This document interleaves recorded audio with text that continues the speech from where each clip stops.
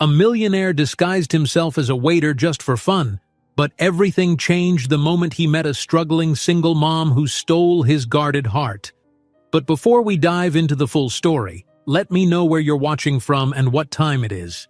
Now, subscribe to the channel, and let's get started. Later that same day, Oliver found himself stationed at the reception desk, learning how to check guests in, answer phone calls, and handle small inquiries about local attractions. Carla believed it was important for every member of the staff to rotate duties so they'd appreciate the entire operation. Oliver liked the idea. Every new role offered fresh insight into people and their stories. Plus, greeting guests face-to-face would give him more chances to connect on a personal level. The Riverside Boutique Hotel wasn't typically crowded on weekdays.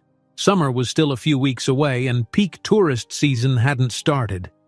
Around mid-afternoon, the lobby was calm, giving Oliver a moment to breathe.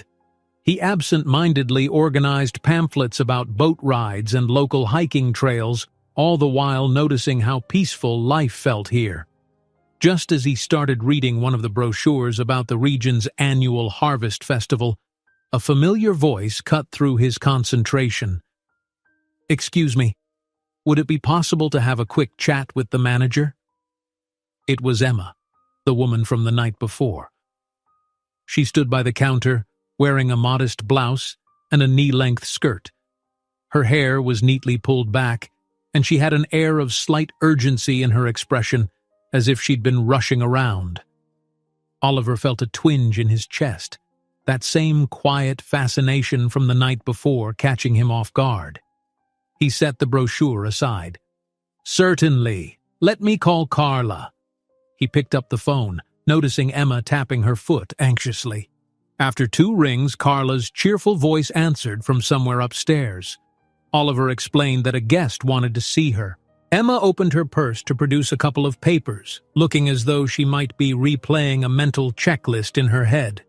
Carla arrived with her usual bright smile. "Emma, nice to see you. Is everything all right?" She spoke as if she already knew Emma somewhat personally, which intrigued Oliver. Emma nodded politely but looked a bit tense. "I was hoping you'd have a moment to discuss the possibility of part-time work. My schedule's a bit hectic these days, but I can manage a few hours in the mornings or evenings if there's anything available." Oliver tried not to stare. He knew from Carla's earlier comment that Emma was juggling multiple responsibilities, but now he was seeing it firsthand. Someone courageous enough to seek even more work for the sake of her child. Carla led her to a side area near the lobby seating. "Of course, I've known you for a while, so I'm more than happy to see if we can fit you in. Let's go over times and tasks." Oliver returned his attention to the front desk, but found himself straining to hear snippets of conversation. Emma explaining she'd had to cut her hours at one of her jobs because the place was closing for renovations, Carla assuring her that even a few part-time shifts might help. Every so often, Emma would cast a self-conscious glance back toward Oliver, as though she felt uneasy discussing personal matters in earshot of a stranger, albeit a polite one. He tried to focus on scanning the next guest's reservation. Still, he couldn't ignore the quiet determination in Emma's voice. She didn't complain about life's difficulties. She only talked about solutions, about what she could do to stay afloat for Luca's sake.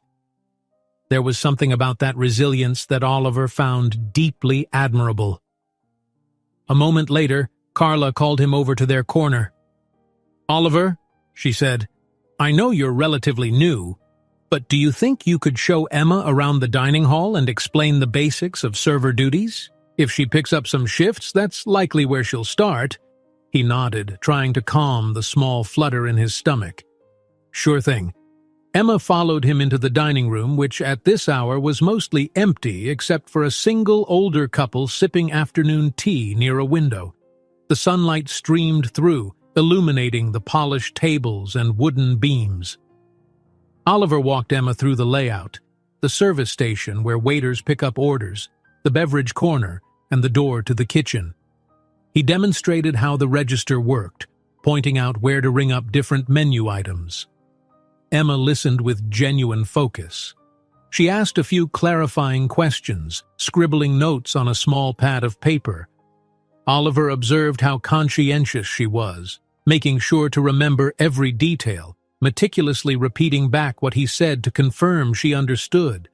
At one point, they reached the station for kids' menus and crayons. Emma smiled, picking up a coloring sheet.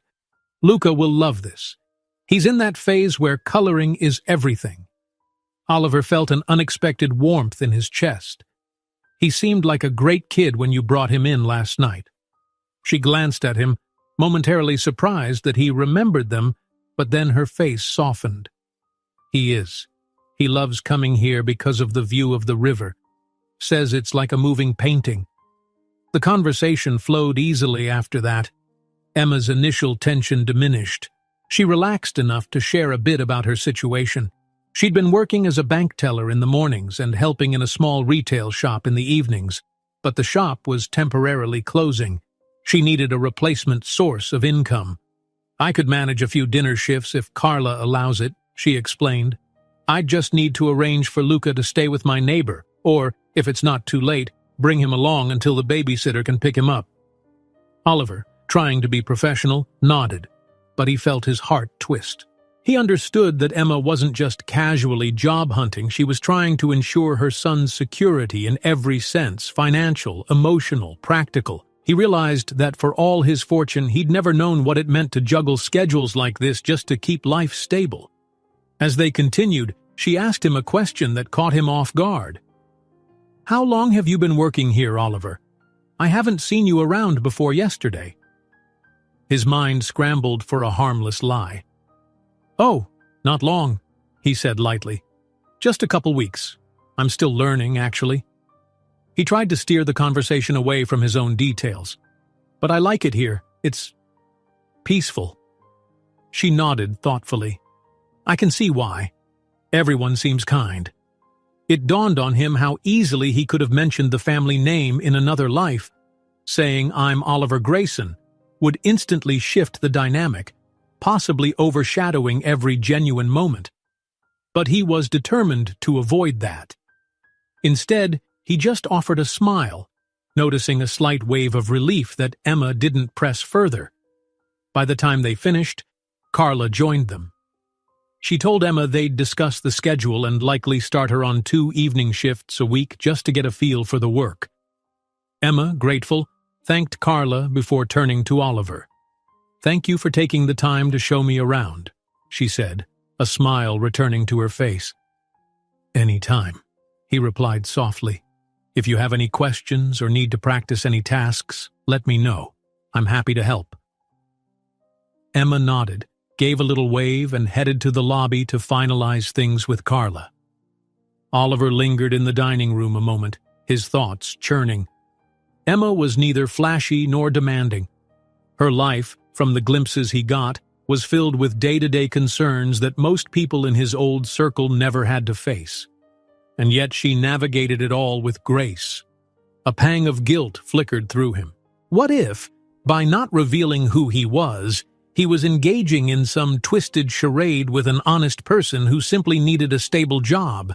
But he reminded himself that his purpose was to connect authentically, to see if relationships, friendship or otherwise, could bloom without the weight of his last name. The next few days fell into a steady rhythm. Oliver took on more shifts in the dining room, occasionally handling housekeeping in the afternoons, and every so often helping Carla at the front desk. He was finding his stride in the quiet routine of the hotel, grateful no one recognized him as an heir to a renowned hotel empire. The staff treated him like any other new co-worker, sometimes ribbing him good-naturedly if he messed up an order, sometimes praising him when he quickly adapted. Meanwhile, Emma began her training. She arrived in the early evenings, greeting Oliver with a polite nod before clocking in. Her schedule was tight, so they usually had minimal overlap. A quick hello, maybe a short conversation about the evening's menu. Still, whenever they interacted, Oliver felt a gentle undercurrent of curiosity. He realized he anticipated her arrival, scanning the lobby at the start of each shift to see if she'd come in early, perhaps with Luca in tow. One evening, as Emma was about to start her shift, Luca accompanied her for the first time. He looked a bit sleepy, wearing colorful sneakers and holding a plastic water bottle. Emma explained she had about 30 minutes before her neighbor could pick him up, so she stationed him at a corner table with crayons while she tied her apron. Oliver was rearranging utensils at a nearby counter and offered Luca a friendly wave. "Hey, buddy," Oliver said. "I have a fresh coloring sheet if you want." Luca beamed, nodding. "Yes, please." His grin was bright, and Oliver couldn't help but see a flicker of the boy's excitement in Emma's expression, too. Oliver grabbed one of the hotel's kid-friendly coloring pages, an illustration of a scenic river scene, and handed it over. He crouched down next to Luca. "So, I hear you like the view of the river. Ever ride a boat?" The boy shook his head. "No, but I want to. Mom says maybe one day." Emma, returning from the kitchen, overheard them and added gently, "We'll see about that, kiddo. Maybe if you're super good and I can save a bit." Oliver felt a pinch of sadness. A boat tour on the river was likely nothing to the wealthy families he knew, just another quick outing. But to Emma and Luca, it was a future treat requiring planning and saving. It gave him perspective on the gulf between his old world and the life he was stepping into. A few minutes later, Emma's neighbor arrived, an older woman with a warm face, offering Luca a quick hug before escorting him home. Emma watched them go, exhaling as though she hoped everything would go smoothly in her absence. Oliver subtly noticed the relief and maternal concern crossing her features.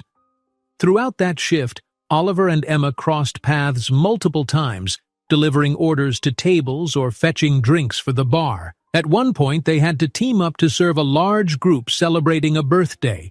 Through the chaos of carrying trays and checking if guests needed anything, Emma and Oliver exchanged amused glances, like conspirators in the same mission. Whenever the group's conversation burst into laughter, Emma and Oliver would shoot each other a look, smiling at how hectic but fun it was to keep up. After the birthday party left, the dining room quieted. Emma and Oliver retreated to the service station, quickly wiping trays and reorganizing cutlery. Emma leaned on the counter, catching her breath. "I'm not sure how you manage this every day," she joked. "My feet are already protesting." Oliver laughed softly. "Trust me, I'm still learning. The first week I was here, I tripped over everything. My shoulders felt like they'd been hit by a truck from carrying so many plates." She laughed, a genuine sound that lit up her eyes. "And here I was, thinking you were a natural. You seem to handle it so smoothly." He shrugged, deciding honesty within his alias wouldn't hurt. "I had no clue how to do half this stuff until recently, but with practice and helpful co-workers you learn." Emma glanced at the clock, a flicker of concern. "I have to go soon. Luca's probably waiting, but thanks for the advice. And for making it all seem more manageable." Oliver nodded, something in him wishing they had more than stolen moments at the service station. "No problem. See you tomorrow?" she confirmed, untying her apron.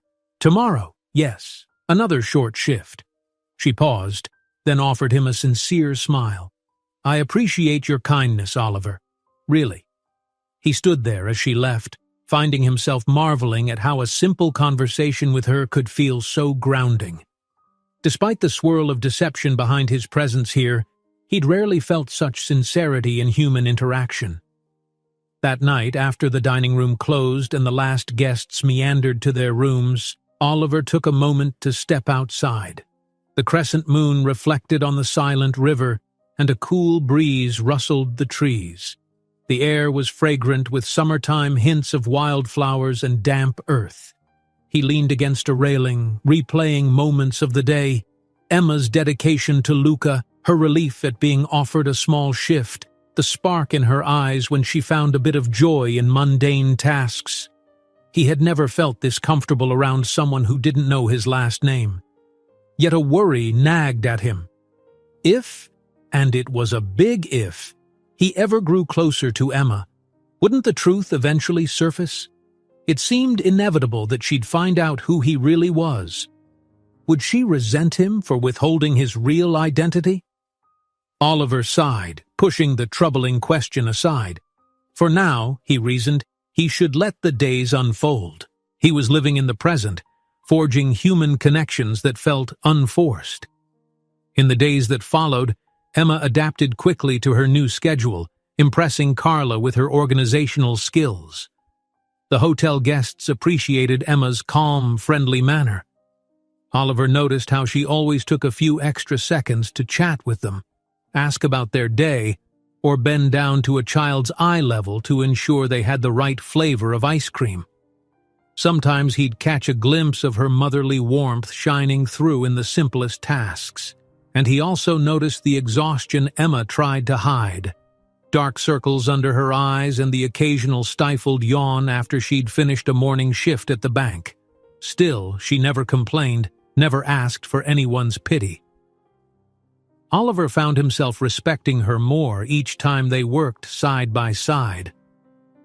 One afternoon, Carla assigned them both to reorganize an old storage closet in the back of the kitchen, a dimly lit room packed with mismatched chairs, outdated linens, and random decor from past seasons.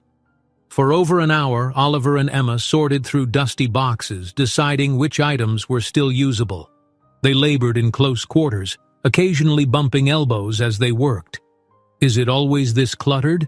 Emma asked, coughing gently from the dust. Oliver grinned. "I guess so. The hotel's been around for years, and I think nobody wanted to part with old furniture or decorations."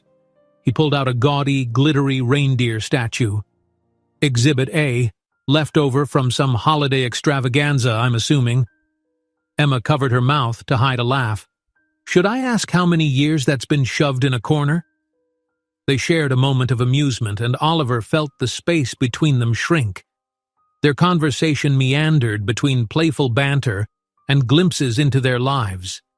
Emma, carefully stacking linens, mentioned how Luca recently started picking up on big words and used them at random. Oliver, switching out her full box for an empty one, admitted he'd grown up with a strict family, but skipped the details. Both recognized that they tiptoed around deeper truths, but neither pushed. Eventually, they finished. Emma perched on a sturdy wooden box, wiping the sweat from her brow, while Oliver leaned against a wall, exhaling. He realized that as menial as this chore was, it had allowed them an uninterrupted hour to connect, bantering over silly items and learning small pieces about each other. Carla's voice echoed from the corridor, calling them back. Emma hopped off the box, smiling at Oliver. "We should probably get out of here before we find more glittery reindeer." Oliver laughed, stepping aside to let her pass. He felt a twinge of regret as they left the quiet closeness of that cramped room. It was fleeting, but real, reminding him that closeness doesn't always blossom in grand gestures. Sometimes it's in the small tasks, the shared jokes, the unspoken empathy. Without question, something was growing between them. A soft, unspoken bond that defied Oliver's original plan to simply blend in. Whether it would lead to genuine love or heartbreak remained unclear, especially with the weight of his hidden identity looming. But for the moment, Oliver chose to embrace whatever this new connection might become, carrying within him a cautious hope that maybe he had finally discovered a piece of what he'd been missing all those years. During the subsequent week, the Riverside Boutique Hotel buzzed with talk of a local celebration. The Harvest Fair was arriving in town. Banners and posters popped up on street corners, inviting everyone to enjoy food stalls, crafts, and live music by the river. The entire hotel staff, including Carla, was eager to promote the event to guests, offering suggestions on what to see, which booths to visit, and the best times to go. Oliver noticed Emma's excitement about the fair. She shyly mentioned that Luca had been saving loose change in a small piggy bank to buy sweets or maybe a balloon at the festival. "He's been counting his coins every night," she laughed softly one afternoon while they restocked coffee cups in the dining room. "Keeps insisting he'll have enough for both of us to share." Oliver grinned. "That's great. Are you taking him for sure?" Emma nodded, carefully placing each cup in neat rows. I'd like to. It's a nice break for him. Between his schoolwork and all my shifts, we haven't done anything fun in a while, but we'll see. She paused, and he caught a fleeting hint of worry cross her face, as though she was uncertain about scheduling or funds, or maybe both.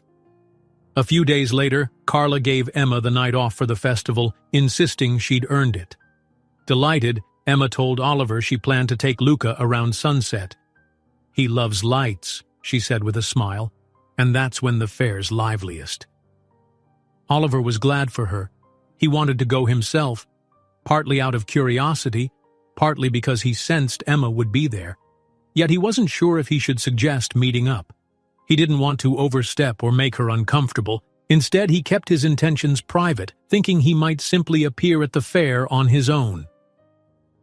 The evening of the harvest fair arrived under a brilliant setting sun. Strings of colored lights spanned between wooden posts, local vendors sold homemade pastries and honey, and children raced around a small carnival area, squealing with delight. Music drifted from a stage at the far end of the fairgrounds, where a local band played upbeat folk tunes. The entire scene had a warm, welcoming energy that reminded Oliver of simpler times, perhaps a glimpse of the life he'd been missing. He walked among the booths, wearing casual clothes, a light jacket, jeans, and sneakers, and kept an eye out for Emma and Luca. He stopped once to admire handmade ceramics, another time to sample spiced cider. After a few minutes, he spotted them near a stand that sold cotton candy. Emma bent down to let Luca select his favorite color while the boy practically jumped with excitement. Oliver hesitated for a moment, wondering if he should approach. But then Luca spotted him, eyes lighting up with recognition. "Mom, look! It's Oliver!" Emma turned, a slightly surprised smile forming. "Hi," she greeted, stepping away from the candy stall so they didn't block the next customers. Luca dashed forward, brandishing a fluffy swirl of pink cotton candy. "Look what I got!" he exclaimed. Oliver chuckled, crouching to Luca's level. "That's almost as big as your head. Bet it tastes amazing."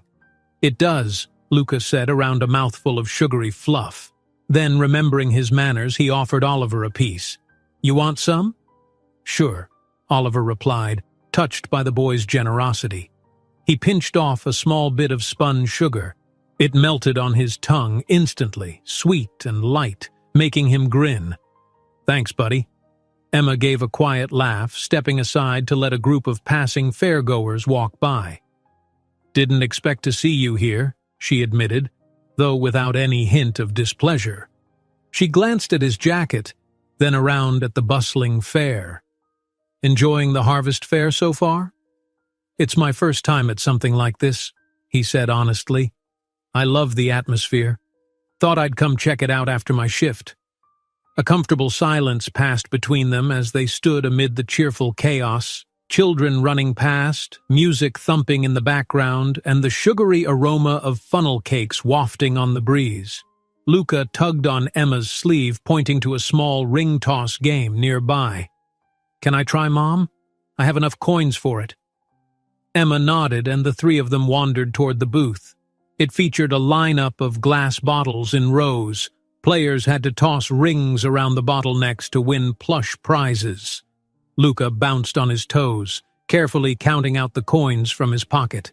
Oliver noticed the serious look on his face, as though he were about to perform a major sporting feat. The boy aimed carefully but missed his first toss by a wide margin. On the second, the ring wobbled and fell short. He let out a frustrated little sigh. Emma rubbed his back in encouragement. "You'll get it," she said gently. Oliver crouched down, offering a suggestion. "Try to release the ring a bit sooner. Here, watch." He mimed an underhand toss without letting go, showing Luca the motion. Taking a breath, Luca tossed again. The ring still clinked off the bottle, but it landed closer. "Almost," Oliver grinned. "One more shot." On his last try, Luca flung the ring in an awkward arc. Oliver was certain it would miss, but somehow, by a stroke of luck, the ring looped perfectly around the neck of a bottle near the edge. The booth worker shouted, "We have a winner!" Luca's face lit up with pure delight, and Emma let out a quiet, proud laugh. As a prize, Luca chose a small stuffed animal shaped like a turtle. He held it as if it were a trophy he'd earned with great effort, glancing at Oliver as if to say thanks without using words. Emma beamed at her son, then turned to Oliver. "We appreciate the tip," she teased. "Next time we'll drag you along as the official ring toss coach." He shrugged modestly, relieved to see both of them happy. "Any time." They continued meandering through the fair together, sampling sweet fried dough and listening to the local band. Oliver felt his chest warm at how natural it was to be at Emma's side. There was no pretense, no sense that she was trying to impress him or use him for connections. The closeness was entirely genuine, built on small shared moments, like dusty storage closet tasks and ring toss guidance. At one point, as they paused near a booth selling homemade jams, Emma stepped aside to answer her phone. Oliver assumed it might be the babysitter or her neighbor. However, the way her face fell during the conversation suggested something more serious.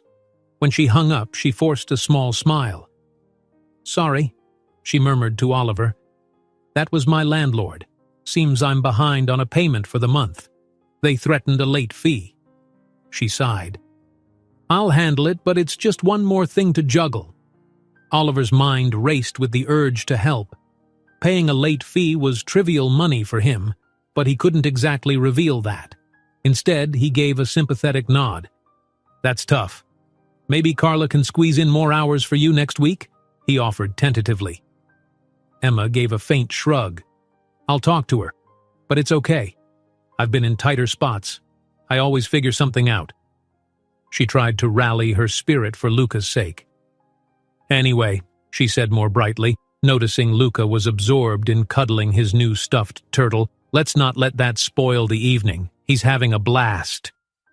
They continued strolling, but Oliver sensed Emma's underlying tension. It wasn't the first time he'd witnessed how precarious her financial situation was. Every instance of stress or shortfall seemed to test her mettle, and every time she faced it head-on, determined to protect Luca from any ripple of anxiety. Oliver couldn't help but admire that kind of fortitude, something he'd never had to cultivate in his cushiony upbringing. As twilight deepened, the festival lights grew more enchanting, string after string twinkling overhead. Luca began yawning intermittently, clinging to Emma's hand. "Ready to head back?" Oliver asked softly, noticing Emma eyeing her sleepy son. She nodded. "I think so. He's just about done." Then, remembering Oliver had come alone, she hesitated. "We can walk with you toward the exit if you want." "I'd like that," he said, a gentle warmth in his voice. They navigated through the crowd, passing a final row of food stands and music lovers still dancing. At the festival gate, they paused in a more open space. Luca rubbed his eyes, leaning on Emma's shoulder. Oliver shoved his hands in his pockets, not wanting the moment to end. "Thanks for letting me tag along. This was fun," he told Emma. She smiled, adjusting Luca's weight slightly. "I'm glad you joined us. It made the night easier, especially with me juggling a giant cotton candy, a stuffed turtle, and a hyper little boy." Oliver chuckled. "Anytime. I'll always volunteer to help a champion ring tosser." They both laughed quietly, each perhaps aware that an unspoken connection had grown stronger tonight. Then Emma turned her attention fully to Luca, who was practically dozing off. "We should get going," she said. "He can barely keep his eyes open." Oliver nodded. He wanted to at least see them safely to their car or a taxi, but Emma had come on foot from a nearby bus stop. Oliver offered to walk them part way, but Emma declined politely. "We're just a few blocks away. I'll manage." For a brief second, Oliver wondered if he should push, but sensed she valued her independence. Emma extended her gratitude once more, her eyes reflecting a hint of vulnerability behind her gracious smile. "Thanks, Oliver, for everything." With that, she left, guiding a dozy Luca into the night. Oliver stood by the fair entrance until they disappeared around a corner, a dozen mixed emotions stirring in his chest. admiration, concern, and a budding affection that was more than he'd felt for anyone in a long time. He didn't sleep well that night. His mind replayed Emma's landlord phone call, thinking of her exhaustion, her resilience. She rarely complained, but he'd seen in her eyes the burden she carried. On a whim, he texted Dylan, his best friend and confidant for the secret plan, to see if there was any discreet way he could offer help. After all, Dylan was the only one who truly knew Oliver's real identity and had the legal savvy to keep it hidden. Dylan replied briskly, "You can't blow your cover. If you pay her bills out of nowhere, she might suspect. Tread carefully." Oliver sighed. He didn't want to patronize Emma or insult her pride, but he hated standing by while she struggled. For now, it seemed there was no easy solution. He decided to respect her independence and wait, focusing instead on the quiet bond they had formed. The next day at the hotel, the entire staff buzzed with stories of the fair.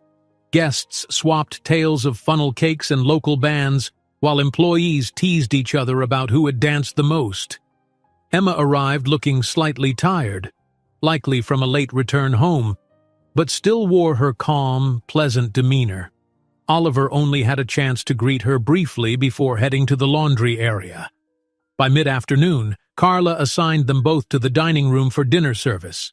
Emma was tying her apron when Oliver approached, wearing a grin. "How's Luca this morning? Recover from the sugar rush?"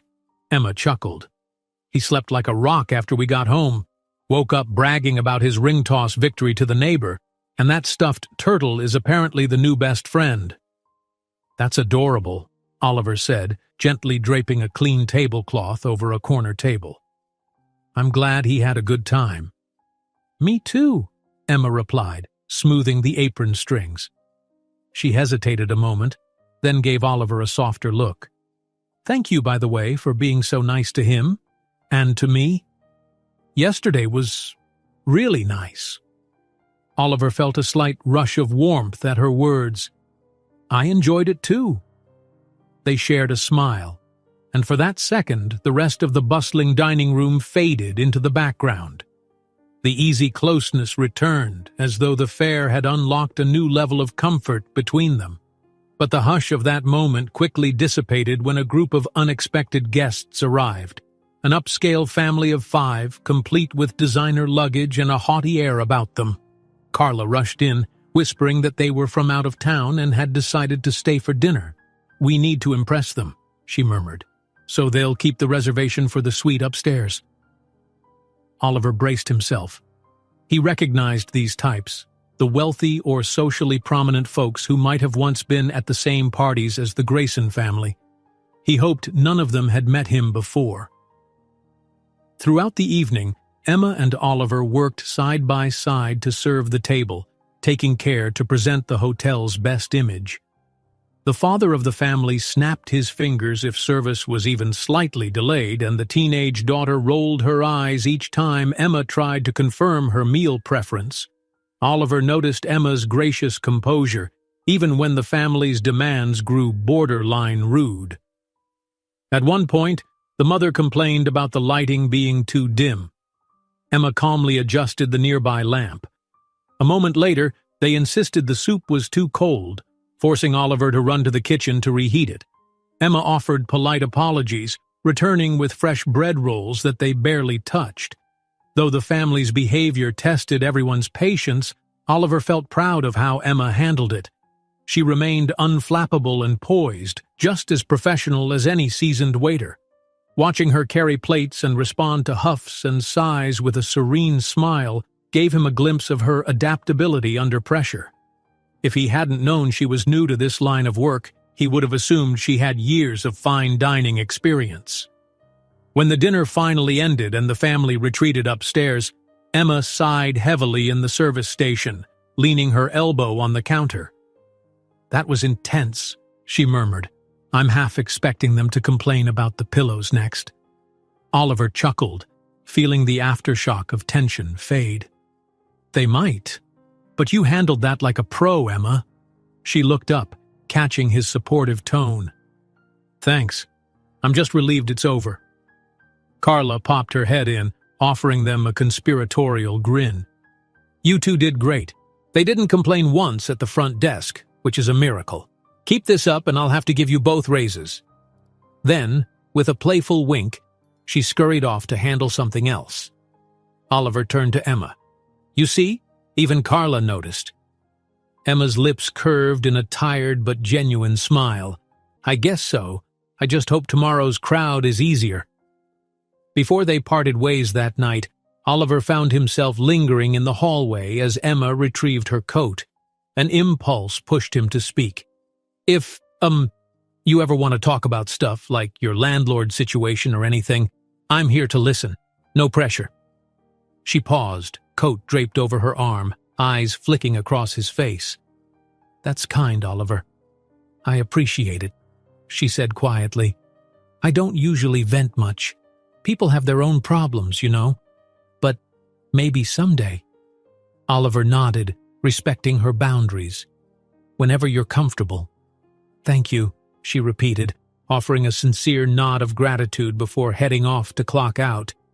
Watching her go, Oliver felt a certain ache in his chest, the desire to help, to be more present in her life, balanced against the reality that he was living under a guise. He wondered how she would react if she knew he possessed a fortune that could solve her landlord issue in a heartbeat. Would she resent him, or feel humiliated by the difference in their statuses? He shook his head. No sense in tormenting himself with those questions yet. Perhaps Emma would never need to know. Perhaps he would leave this job eventually, returning to his old world, but carrying a changed perspective. But he couldn't deny the truth any longer. He cared deeply about Emma and Luca more than he'd ever anticipated when he first embarked on this undercover endeavor. That realization both thrilled and terrified him. He only hoped he could continue walking the delicate line between truth and lie without breaking the fragile trust Emma had begun to place in him. Oliver woke the next morning feeling uncharacteristically restless. His mind wandered to Emma as soon as he opened his eyes. Her laughter at the fair, the gentle determination in her expression when dealing with that difficult family at dinner service. Even in the fleeting moments of quiet, she had become an undercurrent in his thoughts. He tried to remind himself that he was here under false pretenses. Still, he couldn't quell the surge of warmth he felt each time he remembered some small detail about her or Luca. The day began with a routine assignment. Oliver was placed in the laundry area to fold fresh linens. This was the kind of menial task he found surprisingly soothing. There, with the low hum of machines and the warmth of fabric fresh from the dryer, he had time to think. Yet his thoughts kept circling back to Emma's landlord troubles. He recalled her worried expression, how she shrugged it off yet clearly felt the weight of it. Every instinct told him to help. But how? Shortly after midday, he stepped away from the laundry room to grab a quick sandwich in the staff break area. Carla cornered him in the hall, asking if he could handle a special errand. The local bakery had messed up a cake order for a small event in the hotel's meeting room that evening. "They need a new design, and I have no one else free to run over there," Carla explained, handing him some notes and money. Oliver agreed, seeing a chance to get some fresh air. By early afternoon, he was on his way to the bakery, a short walk from the hotel. The sky was overcast, a dull gray that threatened rain. When he arrived, he noticed the shop was empty except for a single teenage cashier reading a magazine behind the counter. While waiting for the baker to fix the last touches on the replacement cake, Oliver scanned the shelves filled with pastries, fresh bread, and delicate frosting-topped cupcakes. A soft chime above the door signaled a new customer. To his mild surprise, Emma stepped inside wearing a light sweater. She seemed just as startled to see him. "Oliver, do you live in here?" she joked, noticing the bakery's boxes scattered on the counter. He held up the receipt. "Carla's errand. You?" Emma smiled sheepishly. "I had a quick break from my morning shift at the bank. Figured I'd pick up something for Luca's class bake sale tomorrow. I promised him brownies, but I'm useless at baking." He chuckled, imagining Emma juggling a spatula in a flour-dusted kitchen. "So, store-bought brownies it is?" Her grin deepened. "Exactly. Don't tell him my secret." They ended up chatting near the display of pastries while waiting for their respective orders. Oliver felt a tiny spark of joy at these small coincidences that brought them together. It was as though fate kept intertwining their paths in the most ordinary places. First the fair, now a bakery. She paid for her brownies, slipping them carefully into a paper bag. As she waited for him to finalize the cake pickup, she checked her phone. A slight frown flickered across her face when she read something on the screen. Oliver noticed. "Everything okay?" She hesitated, then nodded slowly. "I'm fine. Just more reminders about rent. My landlord texted." She lowered her phone, exhaling. "I'm short this month. It's a bigger amount than usual and the late fee isn't helping." The words tumbled out of Oliver's mouth before he could rethink them. "Would you let me loan you the difference?" He wasn't sure where that boldness came from, only that seeing her distressed made him want to intervene. Her eyes flashed with surprise, then caution. "Oh, I couldn't, Oliver. I appreciate it, but it's a lot, and we barely know each other." He sensed her pride bristle. Realizing he might have overstepped, he tried to soften his approach. "I'm sorry. It just came out. I hate seeing you stressed. I know what it's like to worry about money." That was a lie in some ways, but the sentiment behind it was genuine. She managed a small, grateful smile. "I really do appreciate the thought, but I'll figure something out. I always do." They were interrupted by the baker, who handed Oliver the finished cake, now properly decorated with the hotel's event details. The moment left them both feeling slightly awkward. As they walked out together, Emma held her paper bag protectively, and Oliver carried the oversized cake box. Outside, a drizzle had begun. Oliver glanced at Emma. "Do you have an umbrella?" She shook her head, her expression resigned. "Didn't think it would rain, it was cloudy, but—" "Come on," he said, tilting his chin toward the bus stop. "We can share mine. I'll walk you at least part way." Under the shelter of Oliver's small umbrella, they took careful steps. The city's sidewalks glistened, and the faint smell of wet concrete mingled with the sweet bakery scents clinging to their clothes.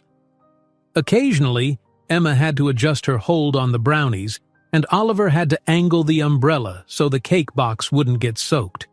It was both funny and tender, this balancing act beneath the patter of rain.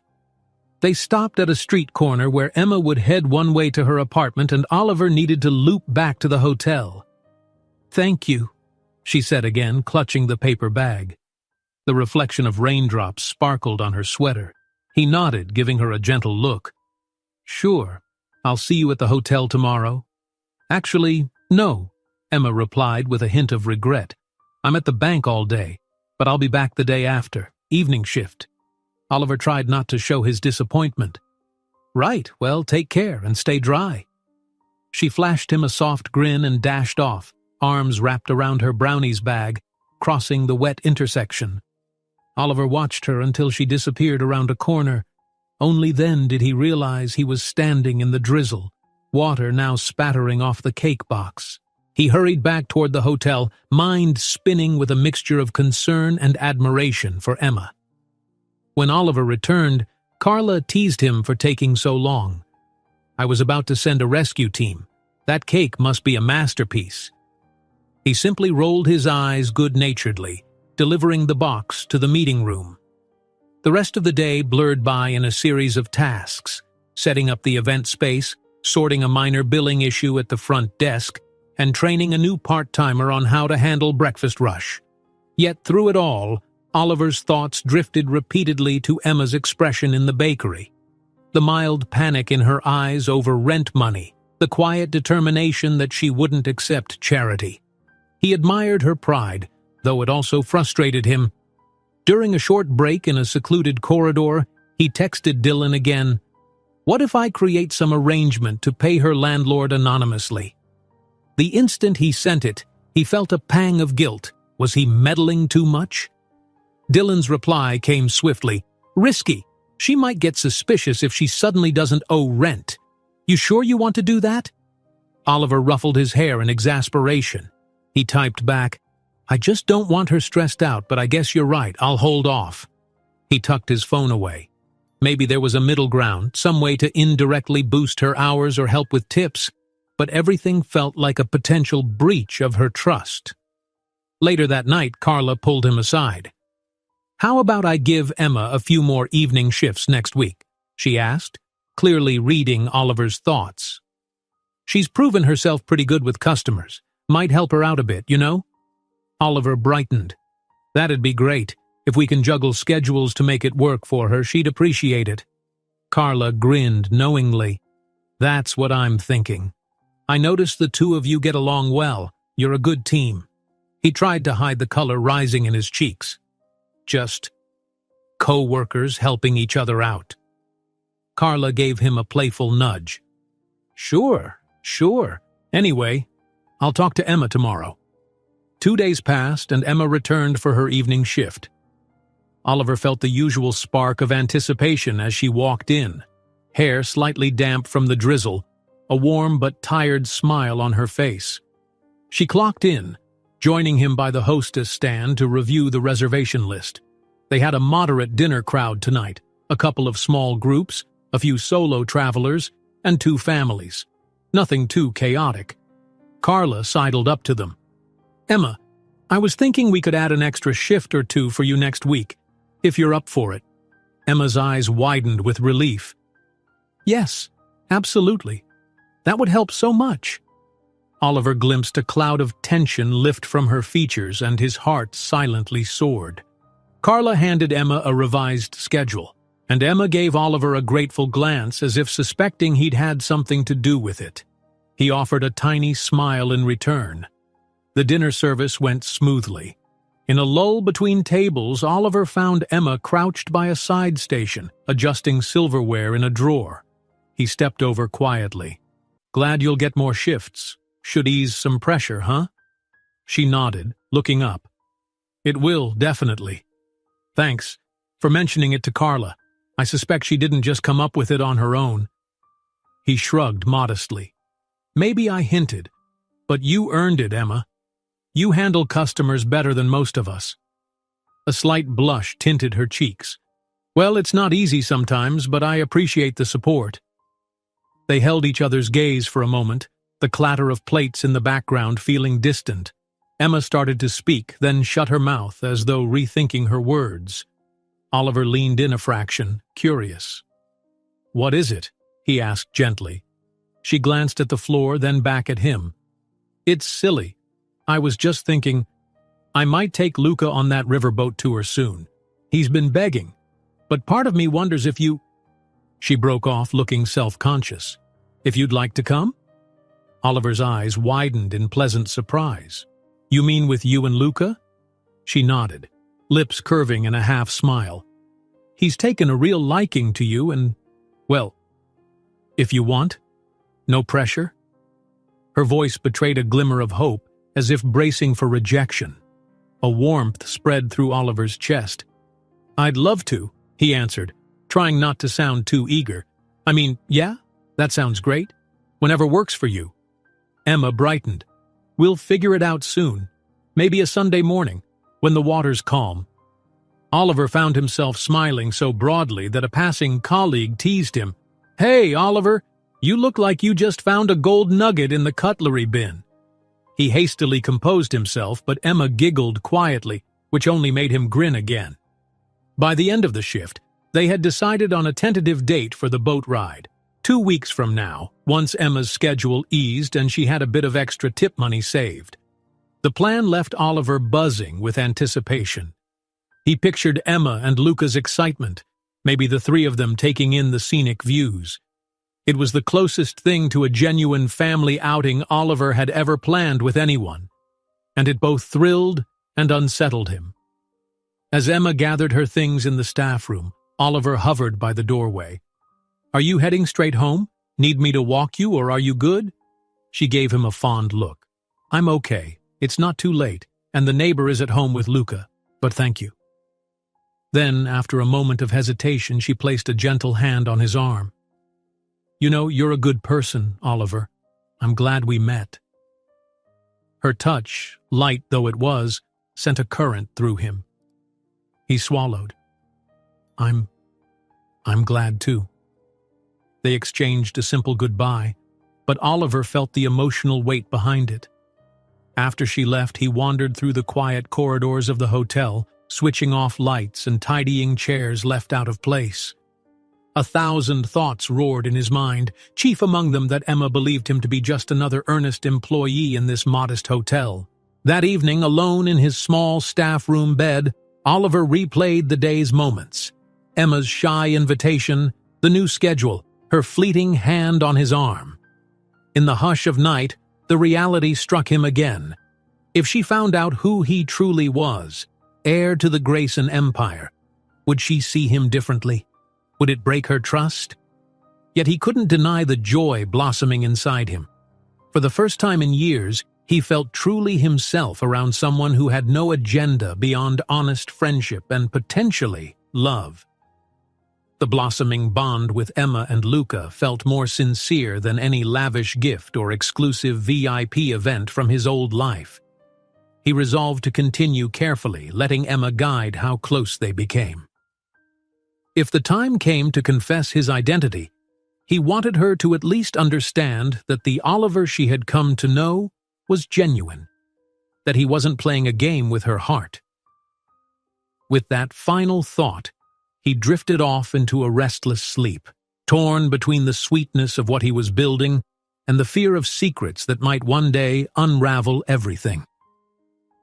The next few days at the Riverside Boutique Hotel were a whirlwind of activity. A corporate seminar had booked the meeting room for 3 mornings in a row, and the organizers wanted breakfast buffets, coffee breaks, and catered lunches. Oliver found himself juggling multiple roles, sometimes helping Carla in reception, other times rushing to refill coffee urns or gather used dishes before the lunch crowd arrived. Amid the busyness, Emma's new schedule kicked in. She now had an evening shift almost every night that week, and Oliver caught glimpses of her managing the dinner service like a pro. Yet he also noticed the signs of fatigue etched on her face, lighter than before but still there. She was working at the bank by day and the hotel by night, leaving little downtime. Even so, every time their eyes met, maybe at the coffee station or while exchanging quick instructions about a table, she offered a small, tired smile that warmed Oliver's heart. Late one afternoon, while he was rearranging chairs in the seminar room, Carla approached him with that particular glint in her eye, one that usually meant she had news or a request. "Oliver, can I steal a minute of your time?" "Sure," he said, straightening up. He set aside the last chair and followed her into a quieter corner of the room. Carla clasped her hands. "We have an unusual situation. The Grayson family, well, not the entire family, but apparently a representative or associate, emailed me about possibly visiting this hotel for a surprise inspection. They want to ensure we're up to brand standards before the official unveiling in a couple of months." Oliver's stomach gave a sharp twist. Of course, he'd known it was only a matter of time before someone from his family or their executives wanted to check on things, but hearing Carla mention it casually sent a jolt of fear through him. "Huh," he managed, trying to sound neutral. "Do we know when?" Carla shook her head. "They were vague. Could be next week, could be next month. They just said they'd inform us a few days beforehand. I wanted to let you know in case we need all hands on deck to impress them." She sighed. "I'm a little nervous. You know how these big chains can be." Oliver forced a nod, swallowing the tightness in his throat. "Sure. Well, let me know how I can help. We'll make a good impression." Carla patted his arm. "I appreciate your attitude. I might need everyone to put in some extra hours to tidy everything top to bottom. Kitchens, rooms, the yard, everything." "Count me in," Oliver replied, working hard to keep his voice steady.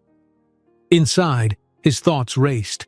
If a Grayson inspector recognized him, his entire cover would be blown. He'd have to leave abruptly, or face revealing his identity to Emma and the staff on the spot. Neither scenario felt right. He spent the remainder of the day on edge, trying to act normal while the possibility of a surprise visit hovered in his mind. That evening, Emma arrived for her shift. As usual, they exchanged a friendly greeting, but Oliver's tension must have shown on his face because Emma furrowed her brow in concern. "You okay?" she asked softly, stepping aside so a passing waiter could reach the glasses. "Yeah," he said, rubbing the back of his neck. "Just a hectic day. Nothing major." She gave him a searching look but seemed to accept his answer, letting it drop. Together they ran through the dinner bookings. It was a moderate crowd again, meaning they had enough time to chat between taking orders, but Oliver struggled to focus on small talk, his brain busy rehearsing potential excuses if someone from Grayson HQ showed up unexpectedly. Halfway through the evening, a small group of guests strolled in, an older gentleman and two younger associates. Oliver's heart skipped a beat, worried they might be from Grayson, but the older man introduced himself as part of a local historical society renting space in the hotel next month. No immediate threat. Emma watched Oliver discreetly as he delivered water to the group. She caught him exhaling in relief once they'd sat. At the nearest station, she spoke quietly. "Oliver, are you sure nothing's wrong? You've been jumpy since I got here." "Just a lot on my mind," he murmured, managing a half-smile. "I'm okay, really." Her hand grazed his forearm for a second, the lightest, reassuring touch. "If you say so, but I'm here if you need to talk." He took comfort in her gentle sincerity, wishing he could confide the truth, that the owners she worked under, well, one of them was standing right in front of her. But he couldn't. Not yet. When the shift ended and Emma prepared to leave, Oliver lingered with a sense of longing. He dreaded the next day's unknowns. "Do you have a day off soon?" he asked, accompanying her to the staff room. She shook her head ruefully. "Not for a while, but Sunday is still open for that boat ride we talked about, if you're still up for it." His spirit lifted at the reminder. "Definitely. I'm looking forward to it." Emma seemed relieved he hadn't forgotten. "Me too. Luca's been asking non-stop if it's still on." Oliver's chest warmed. "Tell him yes, and we can treat it like a mini-adventure." She rewarded him with a grateful smile before gathering her purse. Once again, Oliver offered to walk her out, but she politely declined. "I'll be fine," she said, the same quiet confidence he'd come to recognize. "You rest. You've been here all day." He walked her to the lobby doors anyway, stopping just short of stepping outside. After she left, he stood at the glass, watching Emma's silhouette fade into the evening shadows. An ache pulsed beneath his ribs. Someday soon, he'd have to come clean, or events would force his hand. But first, he wanted her to trust him for who he was, not just for the name or money behind him. Over the next few mornings, Oliver combed through every corner of the hotel, imagining what a critical Grayson representative might say. Were the carpets pristine? Were the walls freshly painted? He found himself tidying small scuffs on the baseboards, checking that the staff break room was neat and ensuring the front steps were free of debris. Carla seemed pleased if a bit perplexed by his sudden zeal for order. "You're the most thorough staff member I've got," she joked once, stumbling upon him scrubbing a tiny stain out of the lobby rug. "I think you're more prepared for a Grayson inspection than they are." Oliver laughed it off, though anxiety gnawed at him inside. The tension only eased slightly when Carla told him she still hadn't received any specific date from the Grayson people. "Maybe we have a bit more time," she said with a shrug. Still, Oliver couldn't let his guard down. Every time a guest in a sharp suit appeared, he'd brace himself, only to breathe a sigh of relief when they asked ordinary tourist questions. In the midst of his internal turmoil, Sunday arrived. Finally, the day of the boat ride with Emma and Luca. Oliver woke early, a small thrill rippling through him. He dressed in casual jeans and a light sweater, took a quick breakfast in the staff lounge, then hurried outside to meet them by the river pier. The day was bright and crisp, the water glimmering under a gentle sun. When he saw Emma and Luca waiting at the dock, he felt a surge of calm joy. Emma wore a simple blouse and jeans, her hair loosely tied back. Luca clutched the stuffed turtle he'd won at the fair, showing no sign of letting it go. "Oliver!" the boy shouted, running up. "We're going on a boat!" Oliver laughed, reaching out to high-five him. "Morning, buddy. Ready for an adventure?" "Yeah." Luca hopped excitedly. Emma greeted Oliver with a shy smile. "Hope you don't mind the early start. Luca's been wide awake since 6, counting down the minutes." "I love early mornings," Oliver lied a little. He was typically not a morning person, but for this, he'd happily make an exception. They boarded a small tour boat that offered rides along a scenic stretch of river dotted with willow trees and gentle slopes. Emma paid for 3 tickets. Though Oliver tried to discreetly cover the cost, Emma insisted it was her treat. "You've already done enough," she said softly, referencing his attempts to support her at the hotel. The boat was only half full, mostly families with kids or couples seeking a tranquil weekend outing. They found a spot near the bow where Luca could lean over the railing under Emma's watchful eye. The guide explained the local history over a crackly speaker, pointing out various landmarks along the riverbank. Oliver marveled less at the scenery, though it was beautiful, and more at the delight in Emma's and Luca's eyes. Luca especially looked enchanted, pointing to every bird or random ripple in the water with exclamations of wonder. Emma, for her part, seemed more relaxed than Oliver had ever seen her, lulled by the soft breeze and the easy conversation they shared. Halfway through, as the boat gently glided past a cluster of tall reeds, Emma turned to Oliver. "I can't remember the last time I took a day just for fun," she confessed, her voice low enough that Luca, enthralled by the water, wouldn't overhear. "Thank you for encouraging this." Oliver felt a bloom of warmth in his chest. "I should be thanking you. I've never done something like this either, not without it being some big formal event." She eyed him curiously. "Your family?" She seemed to catch herself as though she realized she didn't know much about his background. "I mean, are they around?" "You don't talk about them much." He inhaled, heart thudding. The question he'd been dreading. He had to keep his story consistent. "We're not super close," he answered vaguely. It wasn't exactly untrue. He often felt distant from his parents, even though they were physically present in his life. "I kind of wanted to branch out on my own for a while, hence taking jobs like this." Emma accepted that explanation with a thoughtful nod. "That makes sense. Sometimes you have to step away to find yourself, right?" "Exactly." Relief swirled in Oliver's gut. At least she hadn't pressed further. Just then, Luca tugged on Emma's sleeve, pointing excitedly to a small turtle sunning itself on a rock near the reeds. "Mommy, look, it's a real one." He giggled, comparing it to the plush turtle in his arms. Emma and Oliver both leaned over, smiling at the tiny creature. Over the next half hour, they shared laughter at Luca's commentary and snapped a few pictures. Emma used her phone to capture a photo of Oliver and Luca side by side, both grinning ear to ear. Oliver insisted on taking one of Emma and Luca, and she obliged, though she teased him about her hair being windswept. As the boat returned to the pier, Oliver felt a pang of longing for it not to end. The morning had been almost magical in its simplicity. No one demanded to see him as an heir or grilled him about hotel expansions or trust funds.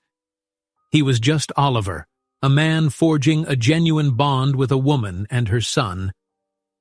When they disembarked, Emma suggested they grab a quick lunch at a small riverside cafe.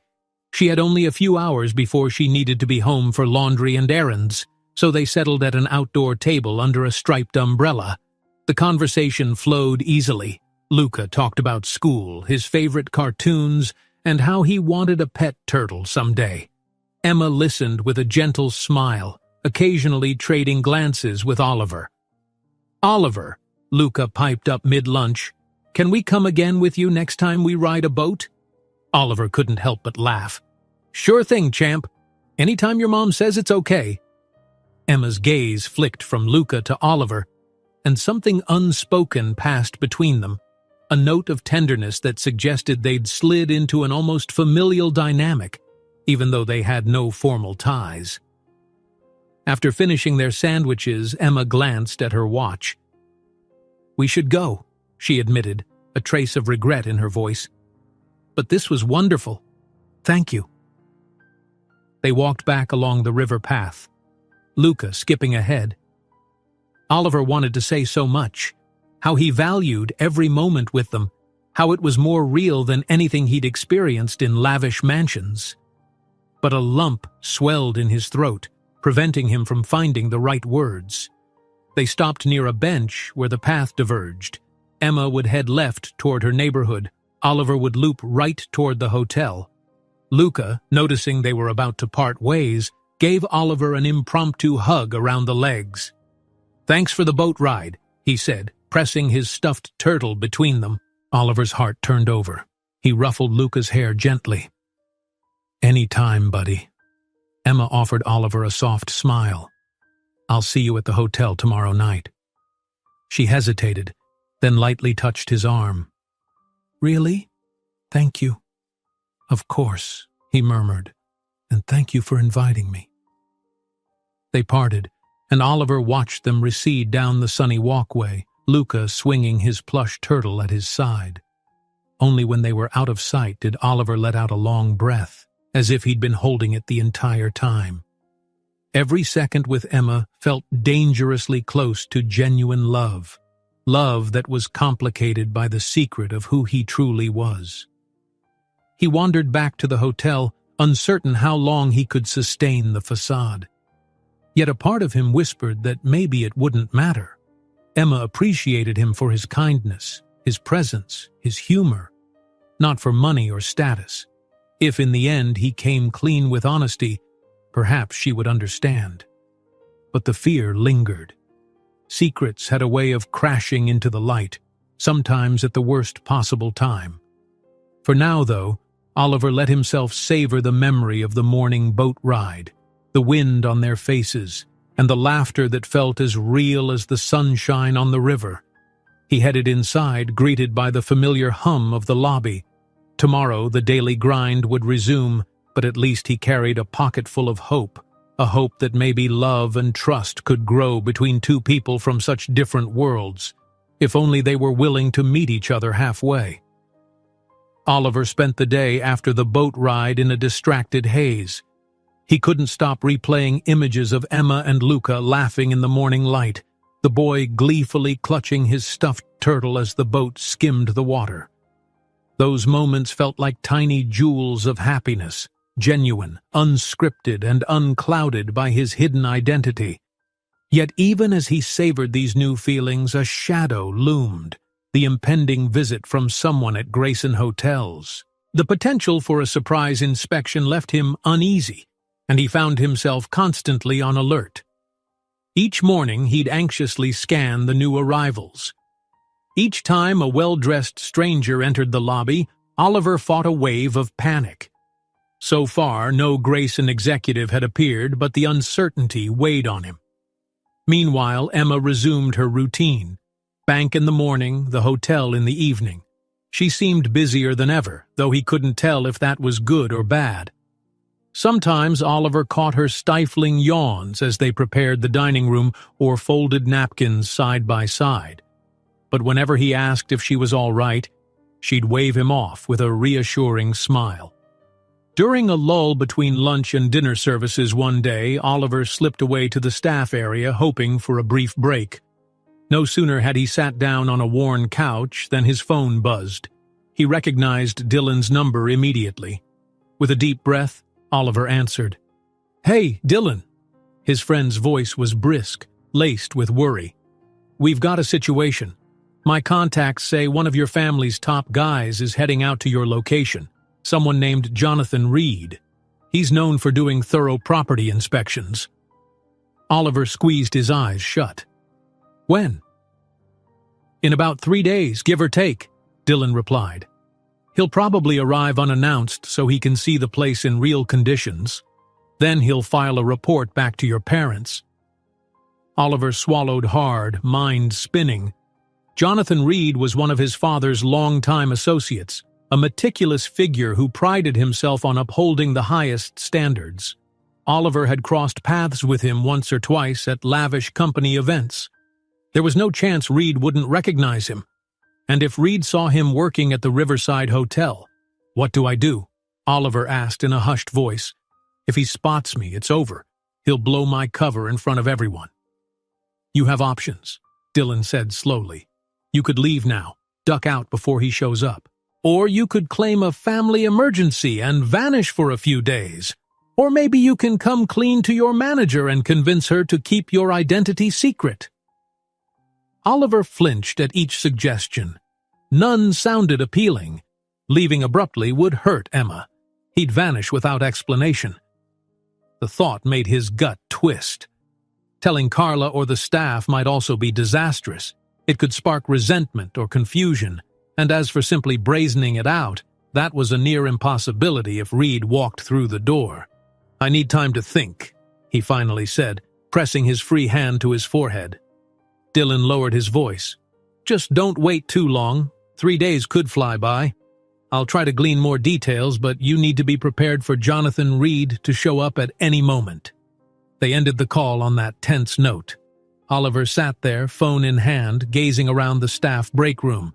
A once comforting space now felt suffocating, echoing with the knowledge that his ruse might collapse any day. Carla's voice rang out from the corridor, calling his name. He stood up, tucking the phone away, and forced himself to return to normal life, greeting guests, delivering coffee, managing check-ins. All the while, a clock ticked in his mind. 3 days, or maybe less. That evening, Emma arrived for her shift. She noticed Oliver's taut expression as he wiped down tables. "Are you sure you're all right?" she asked gently for what felt like the 100th time. He mustered a smile. "Just stress about this rumored Grayson inspection. Carla's said it could happen any time." Technically, that was true, though Emma had no idea just how personal that worry was. She relaxed a fraction. "Oh, right, that. Well, everyone's on edge. I overheard Carla reminding housekeeping to double-check every detail, from soap bars to pillow placement." Oliver nodded, thankful for a valid excuse to explain his tension. As they worked side by side, Emma confided that she was nearly caught up on her rent, thanks to extra shifts and a small deposit she'd managed to put aside. That piece of news buoyed Oliver's spirit, a glimmer of positivity in an otherwise troubling time. By the end of their shift, they walked toward the lobby together in the soft overhead lighting. Emma hesitated near the front desk, glancing at him with concern. "Listen," she began, "if you ever need an ear, or if you just want to vent about this big inspection, I'm around. We could grab a quick coffee sometime, outside of work." Her invitation made Oliver's heart skip. Even in her overworked state, she offered emotional support. He smiled, a wave of gratitude washing over him. "I'd love that. Let's see. Maybe tomorrow afternoon if you have a break." She glanced at her schedule on her phone. "I have a 2-hour gap between the bank and the hotel. We could meet at that little cafe across the street from the library." "Sounds perfect," Oliver agreed, feeling a small rush of anticipation. They parted ways, and Oliver trudged to his modest staff room, mind teeming with conflicting emotions. Dread about Jonathan Reed's arrival, excitement at Emma's invitation, and confusion about how to bridge the two worlds he was caught between. The following afternoon, Oliver found Emma waiting at a cozy local cafe, a small place with shelves of second-hand books and homemade pastries. She sat at a corner table by the window, sipping water and flipping through what looked like a magazine on finance tips. When she saw him, she brightened. "Hey, you made it." He slid into the chair opposite her. "I did. Busy day at the hotel, more prepping for the big inspection." "Tell me about it," she said, rolling her eyes lightly. Carla's got me wiping down every surface, including the ones guests never see. They ordered 2 coffees, a cappuccino for her, a simple black coffee for him, and sat in a hush that felt strangely comfortable. Sunlight filtered through the window, illuminating floating dust motes, and the gentle hum of the coffee machine formed a soothing backdrop. Emma leaned forward, resting her chin on one hand. "So, talk to me. What's your plan if these Grayson folks show up and decide something's wrong?" Oliver offered a half-smile, grateful she couldn't guess the real reason for his anxiety. "Carla's got 100 backup strategies," he said vaguely. "I guess we'll just do our best. Worst case, they might complain about minor things." "Yeah," she agreed, taking a careful sip of her cappuccino. "Well, it'll be fine, I'm sure." He studied her face, noticing the faint lines of tiredness near her eyes, though her gaze was warm. The thought of leaving abruptly, vanishing because Jonathan Reed would see him, stabbed at his heart. He wanted more days like the boat ride, more coffees in quiet corners, more time to uncover the gentle resilience that drew him to her. "You look tired," he observed softly. "Are you getting any breaks?" She laughed quietly, shrugging. "Sleep is overrated, right? Between Luca's school projects, the bank, and the hotel, it's a lot, but I'll manage." He reached across the table, lightly covering her free hand with his. She tensed in surprise, then relaxed. It was the first time he'd touched her in an almost intimate way, a simple gesture of concern, yet it felt electric. "You don't have to manage alone," he said gently. "I'm here, you know." Emma's cheeks flushed, and she gave a small nod. "I know, and it means a lot. But sometimes I've been on my own so long, I forget how to lean on someone else." Oliver's chest tightened. He thought about how rarely he'd found real connection in his wealthy, pretense-driven life. "Same here," he murmured. "It's new for me, too." They lingered over their coffees, the conversation floating between playful banter about fussy hotel guests and more personal notes about Emma's life before she moved to this town. She hinted at a complicated past with Luca's father, someone who drifted away and never truly stepped up. He could sense her pain in the brief mention, so he didn't push. The time flew, and soon Emma checked the clock with a sigh. "I have to run to pick up Luca from a friend's house, then drop him off at the neighbor's before my shift." Oliver nodded, though he wanted to freeze the moment, keep them in this warm cafe bubble. He stood to walk her out, the door chiming as they stepped onto the sidewalk. A cool breeze skimmed the air. Emma turned to him, expression hesitant. "Thanks for the coffee. It was nice to just talk." He offered a gentle smile. "I agree. Let's do it again sometime. No stress, no rush." She looked relieved, then impulsively leaned in to press a light kiss on his cheek. It was quick, almost uncertain, but it sent warmth coursing through Oliver's entire body. Before he could respond, Emma stepped back, her own cheeks pink. "See you tonight," she said, and with that, she hurried off. Oliver stood there, fingertips brushing the spot where her lips had been. A slow grin overtook him. Despite the knots of worry about Jonathan Reed, he allowed himself a moment of pure happiness. That night, Oliver showed up for the dinner shift, determined to keep his spirits high. The sweet memory of Emma's cheek kiss lingered, fueling him. He greeted the first wave of diners with genuine warmth, took orders with a smile, and even cracked a few jokes with the cooks. Just as he started thinking the day might be stress-free, Carla beckoned him over with an urgent gesture. She held her phone, eyes wide. "Oliver, just got an email from Grayson headquarters. That representative, Jonathan Reed, is scheduled to arrive tomorrow morning." His heart slammed in his chest. "Tomorrow?" She nodded, flustered. "Yes. There's an 8 a.m. booking in the system under his name. He's staying 2 nights to conduct a full evaluation. I need everyone at their best."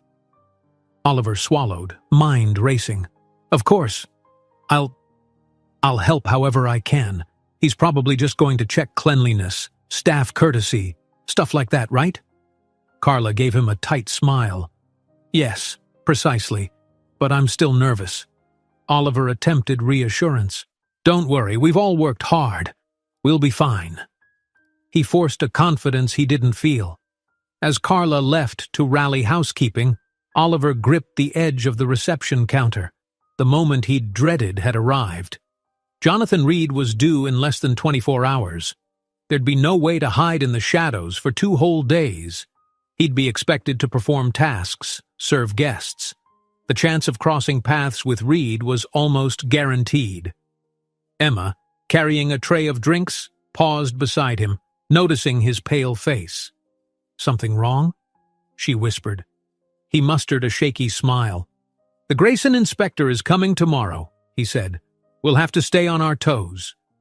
She nodded sympathetically, setting the tray down. Hey, it's okay. We're ready. Everything's spotless and you're amazing with guests. Don't stress.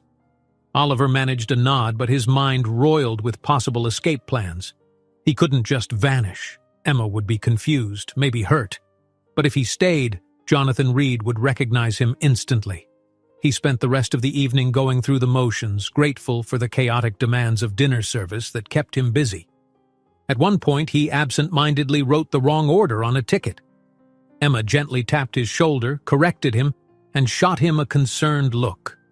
By the time they closed, he was exhausted from worry, head throbbing. Emma offered to walk out together, but he claimed extra cleanup duties. He needed space to think. She studied his expression, suspecting something deeper, but said nothing, only touching his arm in a silent show of solidarity before leaving. After midnight, Oliver lay on his bed in the staff dorm, fully dressed, staring at the ceiling.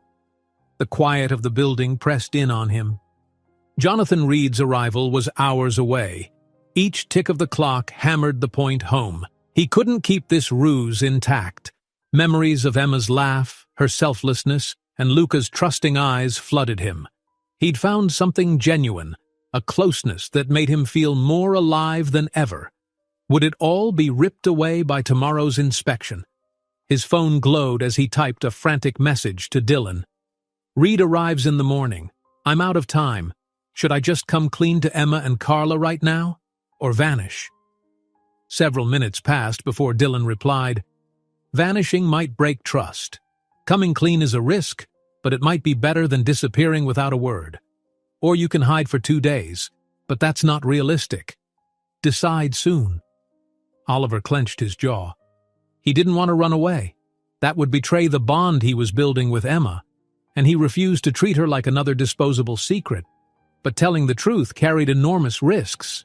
She might feel betrayed or lied to, question everything he'd ever said. The staff might resent him for concealing his ownership, yet something told him Emma deserved honesty. If there was any hope for their growing relationship, she needed to know the man behind the uniform. He drifted into a restless doze, uncertain but leaning toward the inevitable. He had to face the truth, no matter how messy. Morning light crept through the curtains far too soon. Oliver jerked awake, heart pounding. Today was the day. Jonathan Reed would arrive within hours. Still in last night's clothes, Oliver rose, splashed water on his face, and exhaled shakily. He'd have to make a choice, immediately. The weight of it pressed on him like a physical burden. Could he gather the courage to talk to Emma first? Or should he confront Jonathan Reed privately to control the damage? One thing was certain. The carefully built disguise was on the brink of collapsing, and the fate of his relationship with Emma might hinge on how he handled the next few hours. Dawn arrived with a grayish sky. Clouds gathered low as if they too sensed the impending confrontation. Oliver paced his small room, every nerve on edge. According to Carla's information, Jonathan Reed's reservation was for 8 a.m., and it was already past 7. If Oliver planned to speak with Emma before Reed showed up, he had to do it now, or it would be too late. He snatched his phone, searching for Emma's number.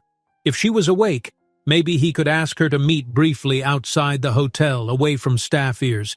His heart pounded as it rang once, twice. A sleepy voice answered. "Hello?" "It's Oliver," he said softly, leaning against the wall. "Sorry to call so early. Are you Oliver?" She sounded surprised but not annoyed. "Is something wrong?" He inhaled. "I need to talk to you. It's important. Could we meet at the coffee shop on Pine Street in, say, 15 minutes? There was a short silence on her end, then a note of worry. 15 minutes? I'm supposed to be at the bank soon, but maybe I can leave a bit earlier. Is everything okay?" He wavered, the words piling up on his tongue. I'm not sure. I'll explain when I see you, please." She agreed, still sounding puzzled, and they hung up. Oliver hurriedly changed out of his rumpled clothes into a clean shirt and slacks, something that looked neat but still like an ordinary staff uniform. He didn't dare wear anything that might betray his wealth. Then he slipped out of the hotel, careful to avoid Carla or any early bird colleagues who might delay him with tasks. The coffee shop was just opening, the smell of fresh beans wafting into the chilly morning air. Oliver waited by the entrance, arms crossed tight against his chest, mind swirling with possible ways to reveal his identity. Each scenario ended badly in his imagination. Emma might feel betrayed, or she might walk out with tears in her eyes. He had no illusions that this would go smoothly. Minutes later, Emma arrived, her hair still damp from a quick shower, a light jacket pulled over her shoulders. She approached him with concern all over her face. "Oliver, you're making me nervous. What's going on?" He gestured toward a small table outside the cafe, though the air was brisk. "I'd rather talk here than inside, less chance of being overheard. Are you too cold?" She shook her head, taking a seat. "No, this is fine. Talk to me." Oliver tried to breathe. The weight of the secret pressed down like a physical force.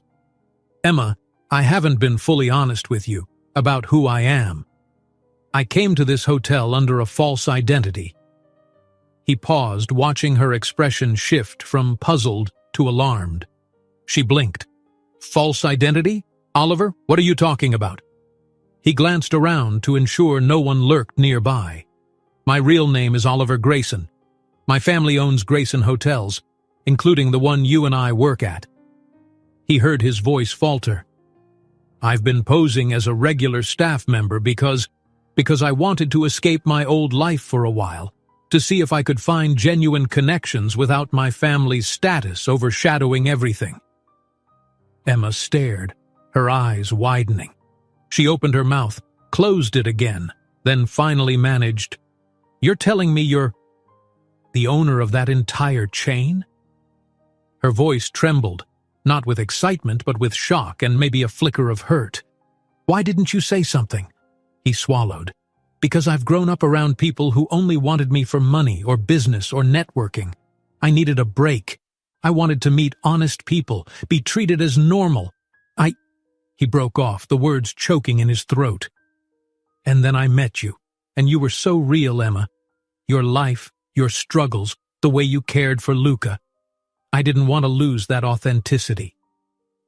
She sat rigid, arms crossed defensively. "So all these weeks you've been lying? Letting me think you were just another co-worker trying to make ends meet?" Oliver ran a trembling hand through his hair. "I know it sounds awful, and maybe it is, but I never meant to deceive you for fun. I truly wanted to connect without the baggage of my name." Emma's face reflected a storm of emotions: hurt, confusion, betrayal. "What else have you lied about?" He opened his hands helplessly. "Nothing else. Everything I said about enjoying your company, wanting to help you, that was real. The job tasks, the boat ride, the fare, all those moments were genuine to me." He forced himself to hold her gaze. "But Jonathan Reed, a top associate of my family, is coming to the hotel this morning. He'll recognize me. I was scared you'd find out in the worst possible way." She stood abruptly, taking a shaky step back from the table. "And you waited until now to tell me? Right when your cover's about to be blown?" He rose too, reaching out but not quite touching her. "I'm sorry. I was a coward. I kept putting it off because I wanted more time with you. Time where you wouldn't see me as the rich hotel heir, but just as Oliver. He hesitated. But yes, now Reed's on his way. If he sees me, everything's out in the open. I didn't want you blindsided. Emma looked away, tears threatening to form. I don't know how to process this. I confided in you, counted on your help, introduced you to Luca. She closed her eyes, releasing a trembling breath.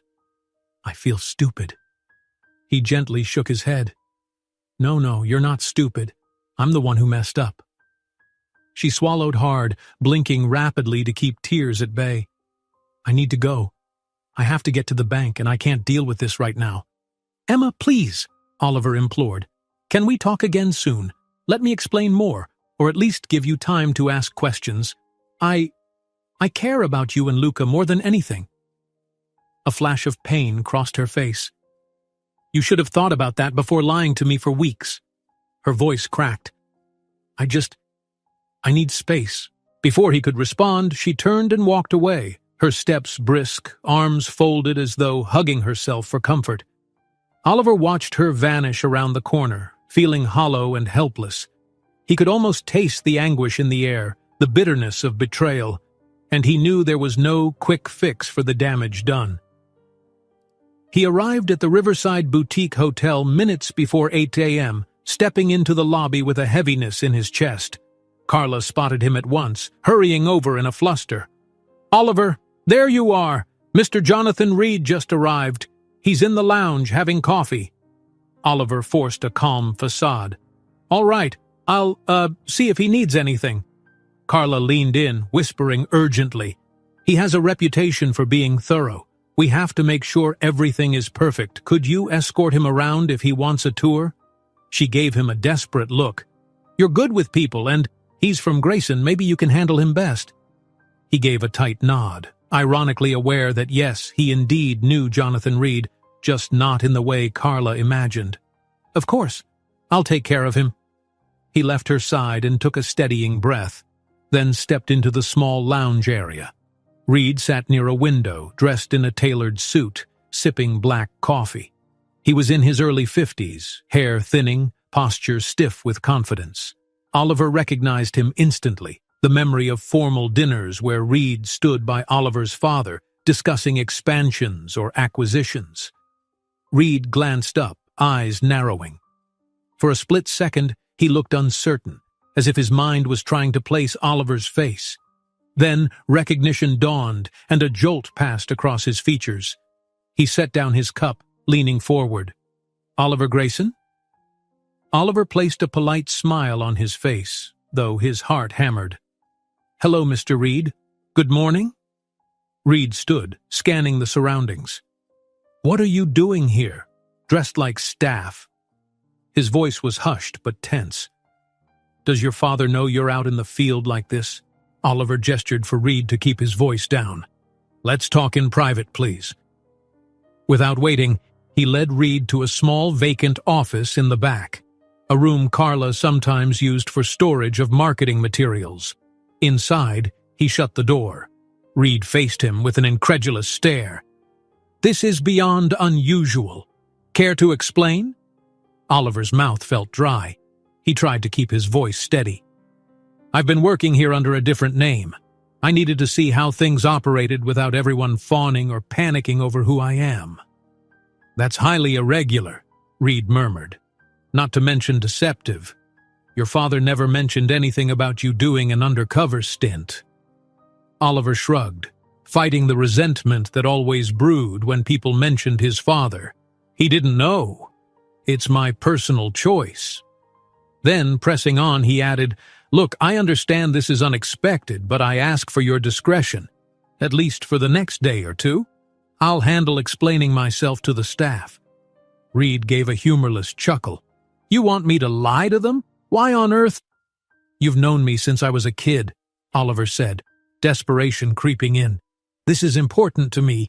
Please let me finish out this inspection with you as if I were just staff. We can talk privately about any issues you see, then I'll decide how to proceed. It won't reflect badly on the hotel. If anything, it's running well. Reed pinched the bridge of his nose, clearly torn. "This is highly unorthodox. If your father finds out, I'll deal with him. Just do the inspection. Make your notes. Treat me like you would any other employee for now." Oliver swallowed. "That's all I ask." Reed pursed his lips, the gears in his mind evidently turning. After a tense pause, he nodded once. "Fine. But if the staff or your father specifically asks, I won't lie." He pointed a finger at Oliver. "You must come clean yourself." Oliver exhaled, relief and anxiety coiling together. "Agreed. Thank you." Shaking his head, Reed stepped to the door. "Let's get this over with. Show me around." And so began the strangest tour of Oliver's life. He guided Jonathan Reed through each floor, pointing out facilities, explaining daily operations, details Oliver truly knew well after weeks of hands-on work. Carla joined them for part of it, beaming with pride, oblivious to the tension crackling between Oliver and Reed. "Your staff is polite," Reed commented at one point when a housekeeper in the hallway gave him a warm greeting. "Rooms seem tidy. I'll want to sample the restaurant tonight, observe the dinner service." Oliver nodded, glancing around, hyper-aware that at any moment Emma could appear. He hadn't seen her since their disastrous conversation that morning. She wasn't scheduled for day shifts, but what if she came by early? The thought filled him with dread. Thankfully, the morning passed without Emma's appearance. Reed finished his initial walkthrough, jotted notes on a tablet, and retreated to his suite, one of the hotel's nicest rooms, to do more paperwork. Carla breathed a sigh of relief, praising Oliver for handling the visitor so smoothly. "He seems impressed," she gushed. "Hopefully, we'll pass with flying colors." Oliver forced a smile. "I hope so." Inside, he felt like a tightly wound spring. One crisis might be temporarily averted. Reed had agreed to keep quiet, but Emma was still upset, and Oliver couldn't blame her. That afternoon, he slipped away to call Emma again, leaving a voicemail when she didn't pick up. "Hey, it's me. I know you're hurt. I'm sorry for ambushing you this morning. If you can, please come by the hotel or call me back. I'd like to talk more, to answer anything. I just need you to know how much you matter to me." He hung up, feeling hollow, and stared at the phone. No reply came. Evening approached, and Reed emerged from his room, ready to observe dinner service in the restaurant. Oliver, dread pooling in his stomach, changed into his waiting staff uniform. He prayed Emma wouldn't be on shift tonight, for both his sake and hers. But that prayer went unanswered. Just as the hostess station opened for dinner, Emma arrived in her apron, stepping into the dining room. Their eyes locked from across the space, Oliver nearly freezing in place. She looked away immediately, her face a picture of guarded resolve. Jonathan Reed, seated at a corner table, noticed the momentary tension. He gave Oliver a questioning glance that said, "Is this staff or something else?" Oliver tore his gaze from Emma, focusing on Reed's table. With a deep inhale, he approached. "Good evening, sir," he said, adopting the polite server tone. "May I start you off with a drink?" "Water's fine," Reed replied coolly. Then, more quietly, "Maintain your composure. I'm watching." Oliver nodded, throat tight, and dashed off to fetch water, grateful for the excuse to step away. His pulse thundered in his ears. Emma was flitting about, guiding customers to tables, but she moved like a ghost around him, offering no sign of acknowledgement. The ache in his chest worsened. He delivered water to Reed, took the man's dinner order, and tried to manage other tables. Every time Oliver caught sight of Emma, he sensed the air crackling with unresolved conflict. But they couldn't have it out here, in front of guests and colleagues, especially not with Reed analyzing every detail. Midway through dinner, Carla asked Emma to bring bread to Reed's table while Oliver served another group. Emma hesitated, but complied. Oliver, glimpsing out of the corner of his eye, saw Reed give her a polite nod, then a curious once-over. Emma placed the bread basket with professional care, never looking at Oliver, and hurried away. After an interminable hour, Reed finished his meal and quietly signaled Oliver. "I've seen enough for tonight," he said, paying the bill with a crisp note. "We can review my findings tomorrow morning." Oliver mustered a courteous response. "Thank you, sir. Have a good evening." Reed left, and the tension in Oliver's shoulders momentarily eased. But the real turmoil remained. Emma. As the restaurant emptied and closing time neared, Oliver finally summoned the courage to approach her. She was wiping a table, posture rigid. "Emma," he whispered, "can we please talk, even just a minute outside?" She set down the cloth and turned to him, eyes reflecting hurt and anger. "You want to talk now, while you're still pretending to be a server in your own hotel?" He grimaced. "I'm not pretending anymore, not with you. I told you the truth, Emma. Please, give me a chance to explain everything fully." She hesitated, glancing around the quiet dining room. Only a couple staff lingered, finishing cleanup. "Fine," she said, voice taut. "Meet me out back by the loading area in 10 minutes. Oliver exhaled relief. "Thank you." She walked off without another word. That small window of hope was all Oliver had. He completed his final tasks at breakneck speed, ignoring Carla's questions about why he seemed so jumpy. Then he slipped out the back door. Under the dim glow of a single lamp, stacks of empty crates loomed in the shadows. Emma was there, arms folded, wearing her own expression of turmoil. He approached cautiously, hands trembling with a need to make things right. "Thanks for agreeing to this," he began, voice hushed. "Emma, I never meant to use you or toy with your feelings. I came here to break away from a life that never felt real to me. I wanted to see if I could exist without my family name overshadowing me. Then I met you." She pressed her lips tight.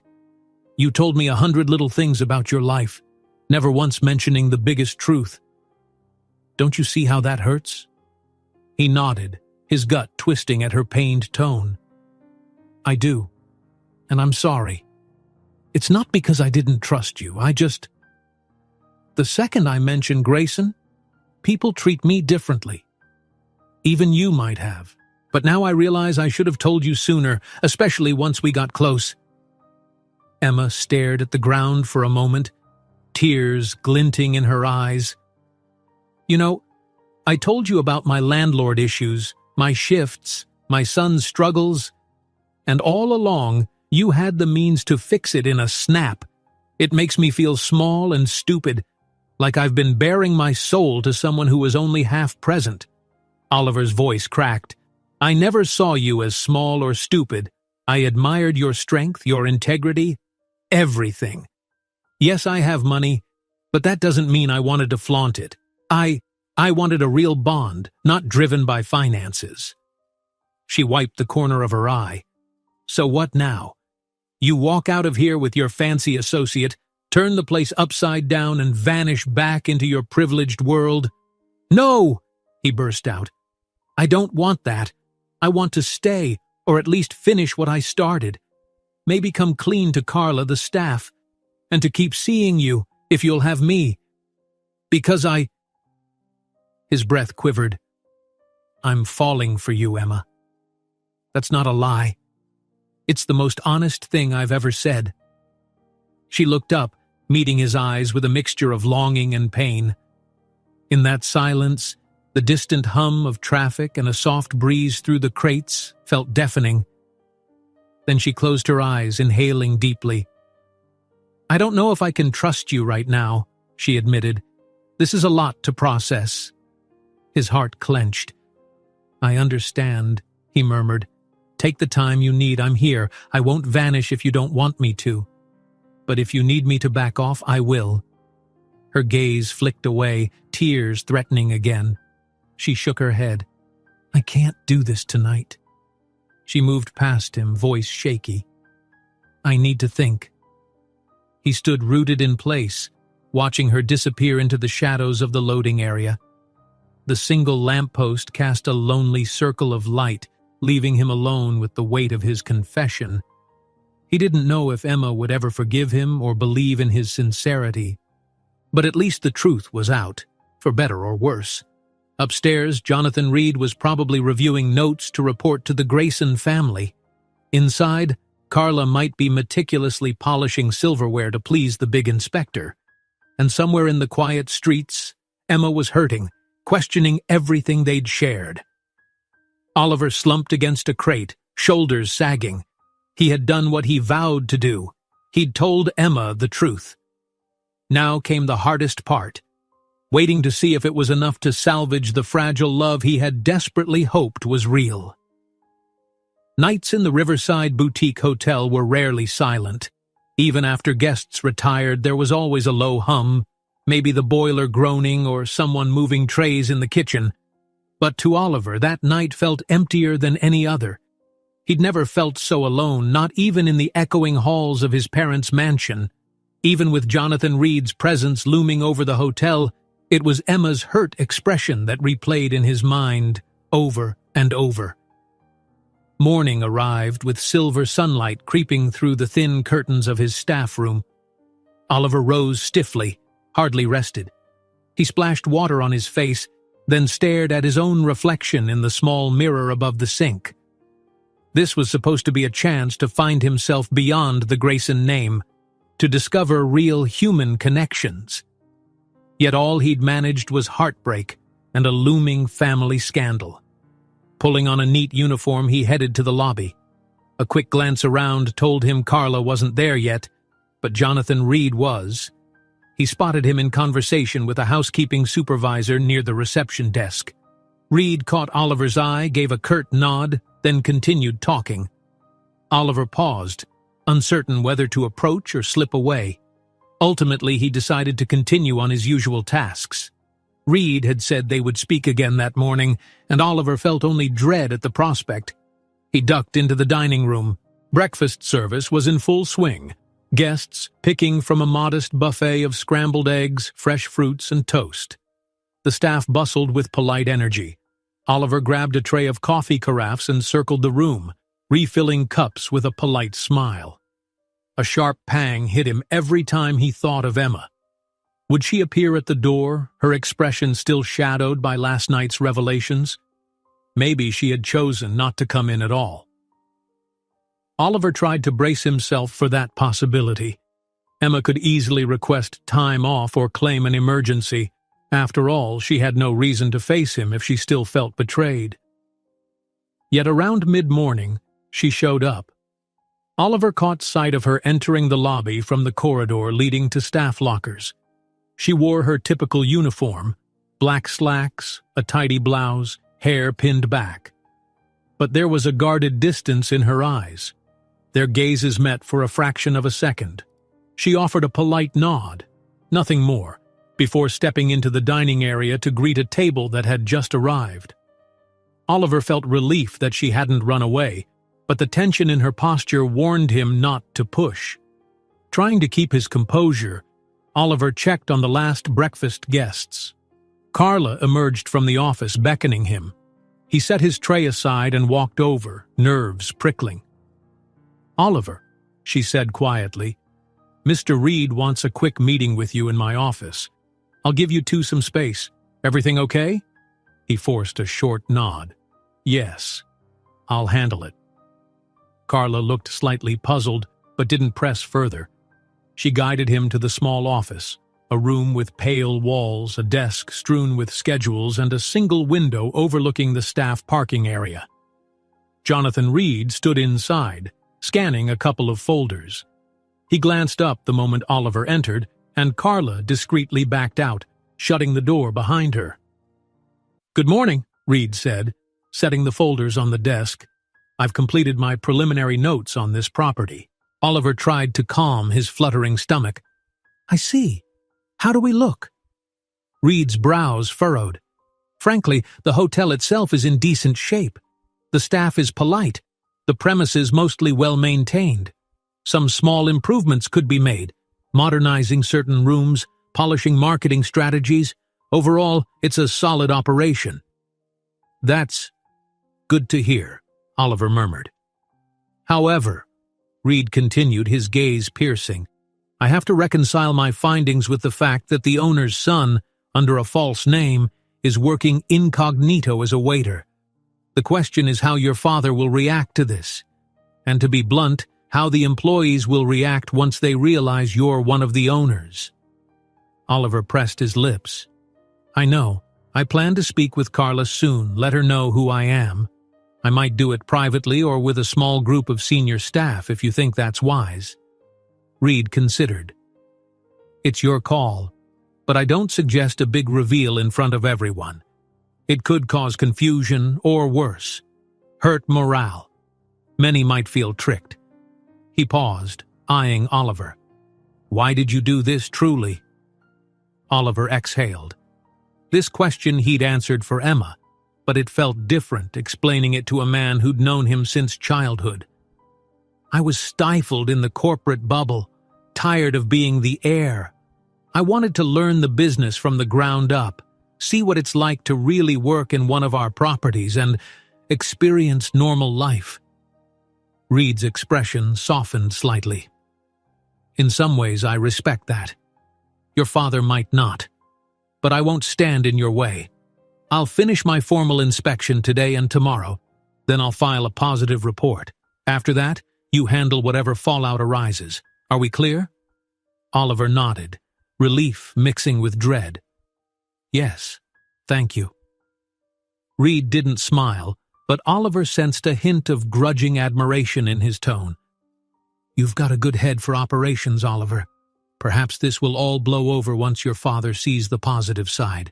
Just be careful with your staff's feelings. Deception can fracture trust. The words hit too close to home. Oliver dipped his head. I understand. The meeting ended, and Reed left the office, presumably to continue his evaluations. Oliver sagged against the desk, heart racing. So far, the professional side of this fiasco was manageable, but the personal side? That was another story. Stepping into the hallway, Oliver nearly collided with Emma, who was returning from the kitchen carrying a small tray. They froze, inches apart. She inhaled sharply, obviously startled. Sorry, he muttered, glancing at the tray. Need help? She shook her head, adjusting her grip. I've got it. He swallowed. Emma, if you have a moment. Her cheeks tightened, eyes flicking to the office door. Not now. I'm in the middle of service. I know, he said softly. But let me know when you're done, okay? I'll be around. She nodded stiffly, then brushed past him, heading to the dining room. Oliver watched her go, pain lancing his chest. How quickly their gentle camaraderie had turned into a wall of distance. He reminded himself that he deserved it. The hours churned onward. Reed spoke with housekeeping, front desk, even poked around the kitchen area, all while Oliver tried to maintain normalcy. Occasionally, he glimpsed Emma gracefully seating guests, explaining specials, or refreshing water glasses. She did her job flawlessly, but with him, she kept her words to the bare minimum. Carla, oblivious to the emotional undercurrents, seemed proud of how well the staff was performing under Reed's scrutiny. Around midday, she assigned Oliver and Emma to reorganize a small storage room in the basement, similar to the chore that once helped them bond. He guessed Carla thought they made a good team. Instead, it felt like a punishment. They descended the stone steps in tense silence. The old storeroom bathed in dim, fluorescent light. Dust motes danced in the stale air. There were boxes labeled with old event decorations, tablecloths, and a random cluster of cleaning supplies. Emma set down a crate with a soft thud, then crossed her arms. Let's get this over with. Oliver nodded, heart aching at her distant tone. He rummaged in a closet for a broom, trying to focus on tasks. They worked in near silence, rearranging boxes, tossing out broken or useless items. Each time Oliver tried to start a conversation, Emma answered politely but tersely. At one point, he found a battered sign reading, "Welcome to Riverside Family Fun Day," with cartoon balloons painted on it, likely leftover from some event years ago. He turned to Emma, attempting a gentle tone. "Hey, Remember the fair you took me to? Luca winning that ring toss game? That was probably more fun than whatever event this sign came from. Emma's hands paused on a stack of linens, her expression flickering with nostalgia. But she quickly clamped down on the emotion. Yeah, I do remember. She cleared her throat. We had a good time. A delicate silence hovered. Oliver braced himself. I'm sorry. I ruined all that, didn't I? She exhaled, setting the linens aside. You didn't ruin the memories. Those moments were real, at least for me. But now, I can't help thinking, was I just your experiment? Her voice trembled on the last word. He stepped closer, a hand hovering near her arm. No, never. Emma, it was real for me too. The feelings, the happiness, that wasn't fake. The lie was only about my family name. Everything else was the most genuine I've ever experienced. She studied him with weary eyes. I want to believe you, Oliver, but how can I just wipe away the deception? He swallowed, chest tight. You can't. I have to earn back your trust, if you'll allow me the chance. Whatever that takes, I'll do it. She didn't answer immediately. Her fingers gripped the edge of a box, knuckles white. Finally, she said, Right now, I don't know how to respond. Part of me is furious and feels humiliated. Another part misses what we had. And Luca, he keeps asking when you'll come around again. She shut her eyes briefly, as though fending off tears. Oliver's throat constricted. I'm so sorry, he whispered. I never wanted to hurt either of you. Luca's a wonderful kid. You're an amazing mother. I admire that more than you can imagine. Emma drew in a ragged breath, blinking away moisture in her eyes. I need time, she repeated, her voice quieter now, less angry, more exhausted. I can't just pretend everything's fine, but I won't sabotage your work here either. We can be civil co-workers. He recognized it as the only olive branch she could offer at the moment. I understand, he murmured, stepping back to give her space. Thank you. They continued sorting items, the air still taut with unspoken tension, but no longer quite as icy. Oliver clung to the sliver of hope in her words. She wasn't shutting him out completely. She just needed time to heal from the shock. An hour later, Carla popped her head into the storeroom, praising their progress and updating them on the lunch shift status. Emma seized the chance to head upstairs, quickly excusing herself. Oliver watched her go, mind weighed down by regret and longing. Near the lobby, Jonathan Reed had stationed himself at a small writing desk, flipping through more documents. Oliver approached, clearing his throat. Mr. Reed, do you need anything else from me? Reed glanced up. Not for the moment. I've concluded most of my formal notes. Tomorrow, I'll finalize everything. Then I'll be on my way. Oliver nodded. I appreciate that. He hesitated, then added, When you speak to my father, please, keep it factual about the hotel. I'll handle the personal side. Reed pursed his lips. Your father won't like being kept in the dark, but that's between you and him. I'll just deliver my professional assessment. The rest is your business. A faint wave of gratitude rolled through Oliver. Thank you. Reed stood, gathering his papers. For what it's worth, the staff thinks highly of you. I've heard a few mention how you pitch in wherever you can. That might help soften the blow when they learn who you really are. Oliver managed a thin smile. I hope so. But inside, he knew it wasn't the staff's reaction he feared most. It was Emma's. By late afternoon, the hotel slowed to its usual lull before dinner. Carla asked Oliver to check some inventory records in the back office. He used the solitude to phone Dylan again, stepping into a small corridor for privacy. Any news from your end? Oliver asked, voice hushed. Dylan sighed. Your father's not suspicious yet, but if Reed sends a formal report referencing you, that could change. If you want to manage the fallout, be ready, maybe even contact your father yourself with an explanation. Oliver closed his eyes. I'm not sure I'm ready for that confrontation, but I'll consider it. And how's Emma? Dylan ventured gently. You tell her? Oliver swallowed. Yes, She's hurt. We're in a rough spot. I just hope she doesn't hate me forever." Silence hummed on the line. Finally, Dylan said, "I wish I had better advice. This was always a risk. But maybe honesty going forward will help heal things." "Yeah," Oliver mumbled. "Thanks." He ended the call, feeling the crushing weight of all these revelations. He spent the next few hours helping set up for dinner. Emma was scheduled to work the evening shift, so they inevitably crossed paths multiple times, exchanging quick, minimal words about table numbers or which guests needed refills.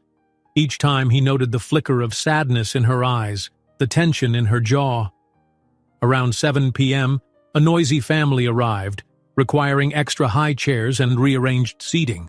Oliver and Emma tackled the task together out of necessity, working efficiently.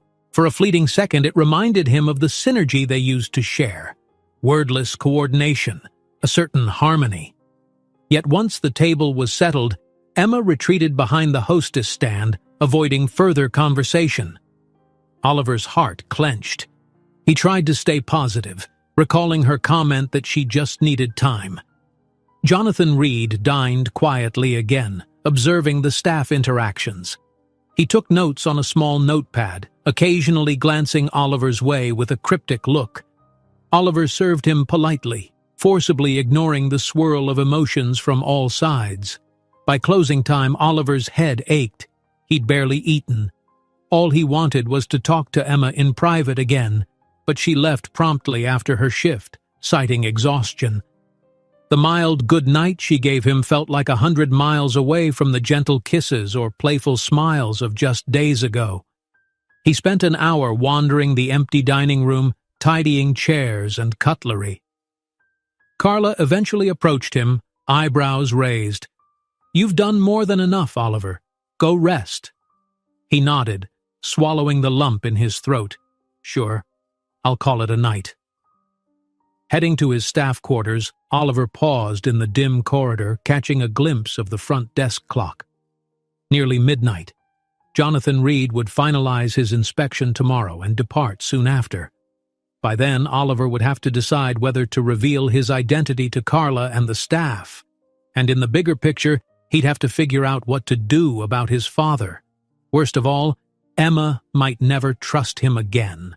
She could choose to keep things strictly professional or eventually leave the hotel altogether, especially if working under the air of Grayson Hotels felt like a betrayal. Slipping into his modest room, Oliver flicked on the lamp. The quiet was almost suffocating. His phone lay dark on the nightstand, no messages from Emma. He sank onto the bed, elbows on his knees, face buried in his hands. He'd found something so precious in Emma's presence, a genuine connection, a sense of being seen for who he was, and he might have destroyed it. For a moment, he let himself picture an alternate reality, one where he'd told Emma from the start. Perhaps she would have been wary at first, but maybe they could have built trust. She wouldn't feel duped or small. Then he imagined a future. Emma, Luca, and him, going on more boat rides, celebrating birthdays, living a life free of pretense. A hollow ache echoed in his chest. It was too late for that perfect scenario. Now all he could do was salvage what remained, if Emma allowed it. He lay back, closing his eyes, the lamp's dim glow painting shadows on the ceiling. Jonathan Reed's near-finished inspection, his father's likely reaction, Carla's confusion, the staff's shock, and Emma's heartbreak. It was all one massive storm, swirling just beyond tomorrow's horizon, and Oliver, for all his wealth and status, felt powerless to stop it. Sunlight cast a soft glow through the lobby windows, marking the start of Jonathan Reed's last full day of inspection. Oliver rose early, nerves aflutter. He couldn't tell whether the ache in his gut came more from Reed's presence or from Emma's palpable distance. Probably both. He forced himself into his staff uniform and headed downstairs. At the front desk, Carla was updating reservation logs. She greeted him with a cheery, "Morning," but then paused, noticing his tense posture. "You okay, Oliver? You seem preoccupied lately." He managed a wan smile. "Just a lot on my mind. How's Mr. Reed today?" Carla shrugged, flipping a page in her binder. "He left early, said he's checking something in town related to the hotel's marketing. He'll be back soon, though. Wants to wrap up by tomorrow afternoon." Oliver nodded, relieved Reed wasn't here, at least for the moment. "Got it. Let me know if there's anything specific I should do to help." Carla tilted her head. "Actually, I could use some help in the dining room. The morning rush was busier than usual, and we're short-staffed." Her gaze flicked toward the hallway. "Emma's down there, but she's juggling a lot." Oliver swallowed the knot in his throat at the mention of Emma. "Sure, I'm on it." He walked toward the dining area, bracing himself. It was breakfast time, so Emma likely wore the discreet half-smile she reserved for guests in the morning.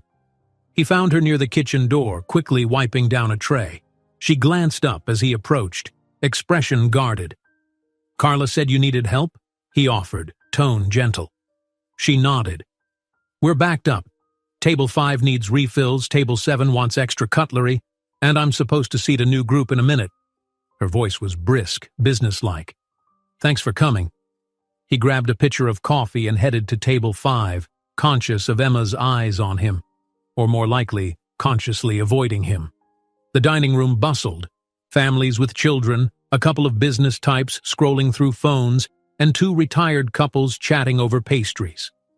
Oliver forced a friendly smile, topping off mugs and offering quick conversation. Despite Emma's frosty demeanor, they managed the surge fairly smoothly. He caught her eye a few times, and she would meet his gaze for a split second before looking away. He couldn't blame her. Yet each moment of closeness, handing over sugar packets at the same time, brushing past in a narrow aisle, made his heart twist. Their unspoken tension felt heavier than a room full of guests. Half an hour later, the dining room cleared out. Emma placed her tray on the service station with a tired sigh. Oliver approached, clearing his throat.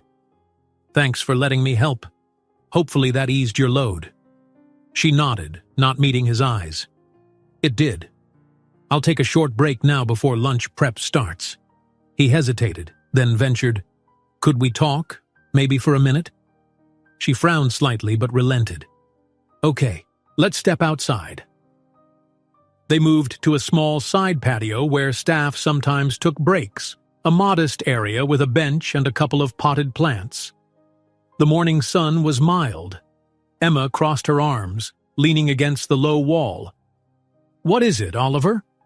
He searched her face, struggling to form the right words. I want to know how you're feeling. If there's anything I can do to make this less painful." She let out a slow breath. "I'm torn. Part of me understands why you hid your identity. You were tired of people seeing you as a big wallet. But another part feels like I was left in the dark even when we were growing so close." He nodded, guilt throbbing. "That's understandable. I wish I'd told you sooner." A pause. "I need to decide how to handle this with the rest of the staff, Carla especially. And Jonathan Reed is almost done, which means this secret won't stay quiet long. I don't want you to be blindsided again." Emma's gaze flicked to the door, ensuring no one overheard. "So you plan to reveal yourself as the owner's son? How will Carla react?" A wry smile tugged at his lips. "I imagine she'll be shocked, maybe furious. But once I explain my motives, I hope she'll forgive me. I've tried to do good work here, show genuine respect for everyone. It's not like I treated them poorly." Emma's posture softened a little. "You've been helpful, I can't deny that. But some might still feel deceived." He swallowed. "I know, and I'll face that. The bigger question is, after everything, could we ever—" His voice faltered. "I don't want to pressure you, but I don't want to lose what we had." Emma's eyes flicked with uncertainty, hurt. She gripped her arms tighter. "Right now, Oliver, I honestly don't know. My trust was shaken. I need more time to see if you're the same person I thought you were. Beyond the money and the name." She let out a shaky exhale. "And there's Luca to consider. He likes you. It's not fair to him if we're in some tangled mess." "I understand," Oliver said softly. "Take all the time you need. I'll wait." He forced a small smile. "Meanwhile, we'll survive Jonathan Reed's final inspection." Emma gave a half-hearted nod. "We will." Then, as if recalling another puzzle piece, she added, "What about your father? You said he doesn't know you're here.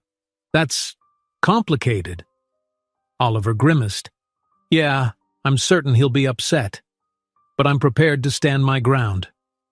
A beat of silence.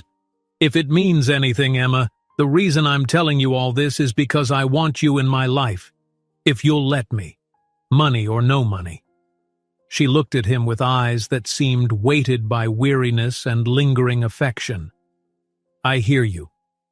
Then, glancing away, she murmured, "I need to get ready for lunch. Thanks for talking." He stepped back, nodding. "Sure, and I'm sorry."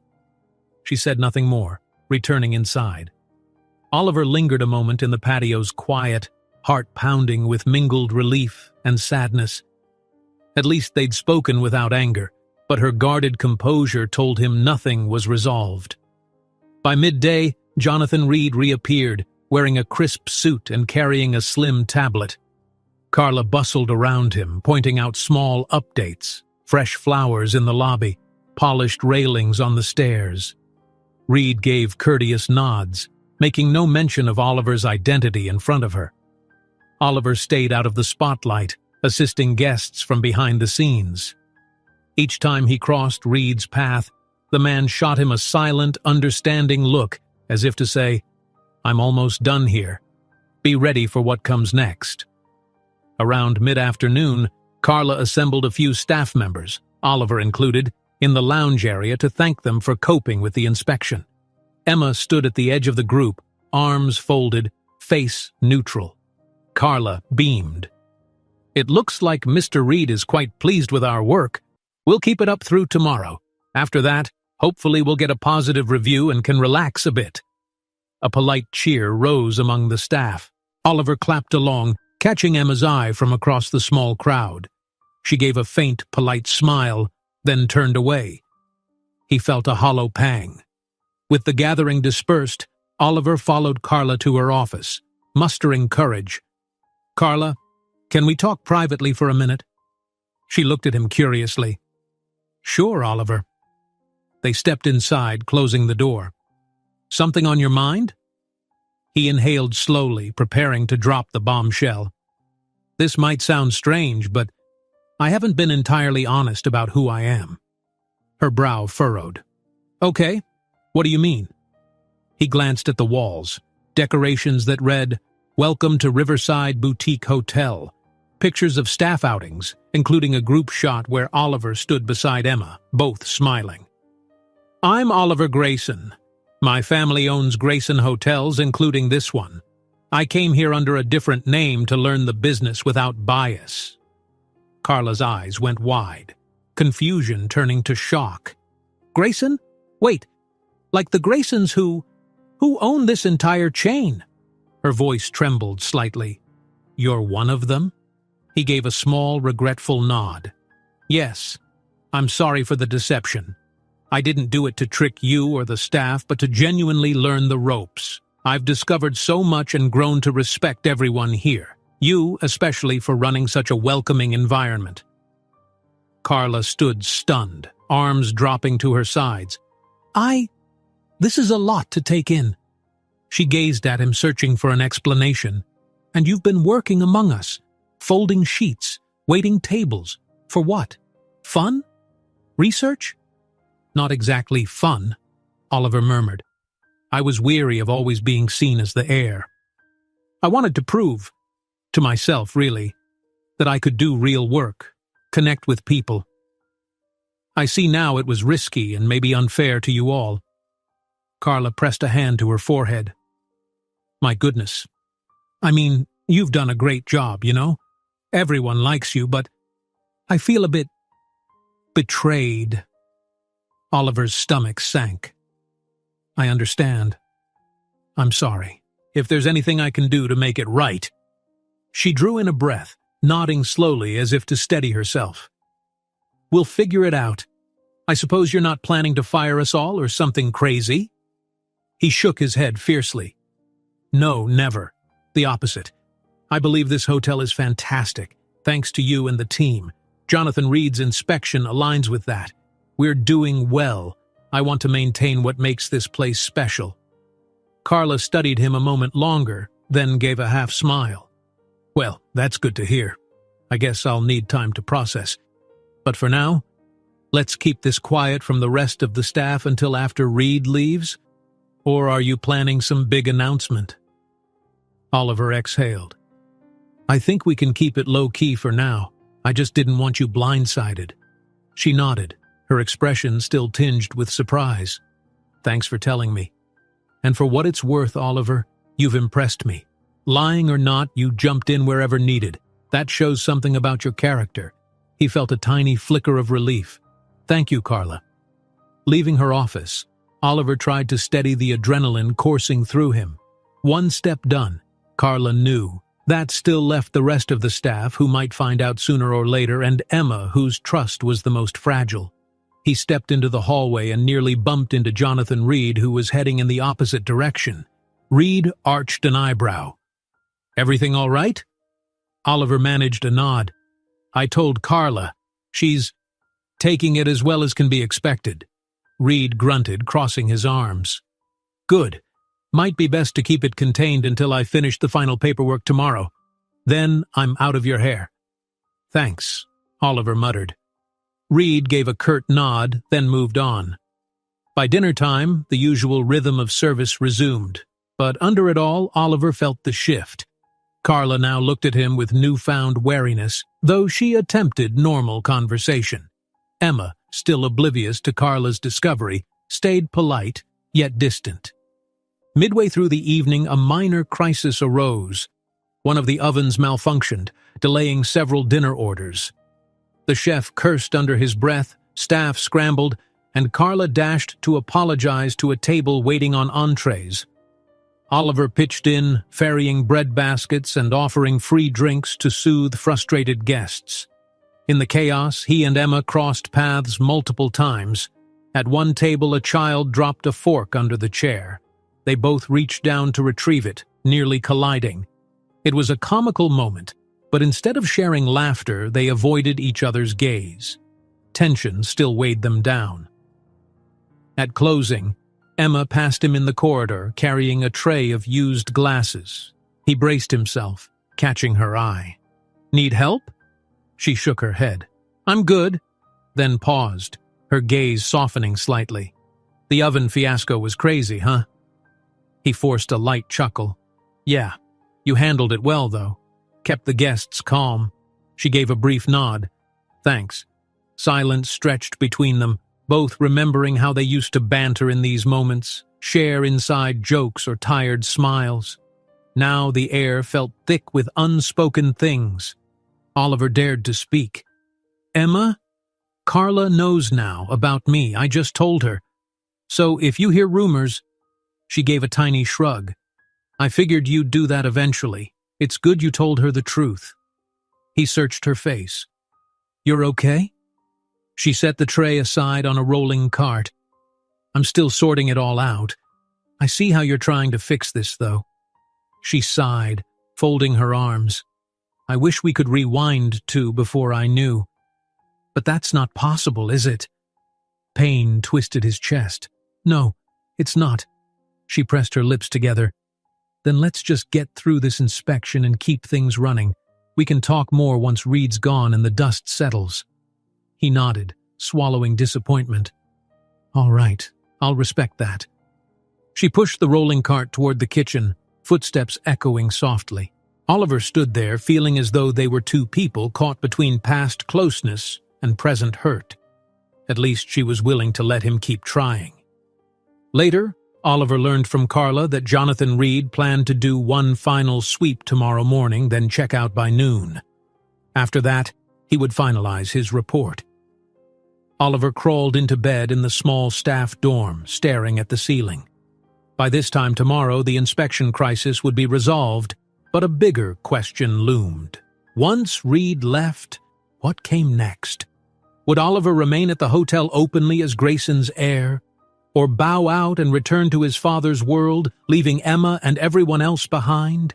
He'd grown to cherish this place, its simpler routines, the genuine staff, the meaningful bond he'd begun with Emma. But was there a future here if she no longer believed in him? And if his father demanded he come back to the corporate fold, would Oliver stand firm? His phone buzzed, jarring him. He checked the screen. Dylan. Sighing, he answered. "Yeah, Dylan? Hey, just a heads up. Reed's last email to HQ had no mention of you, so that's good. But your father might sniff out something eventually.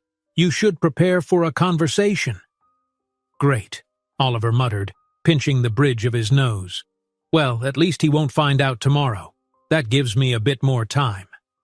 Dylan hesitated. "And Emma?" Oliver's throat constricted. "She's still hurt, but we're talking. Slowly." "All right, good luck, man," Dylan said. "Keep me posted." Hanging up, Oliver let the phone drop onto the bed.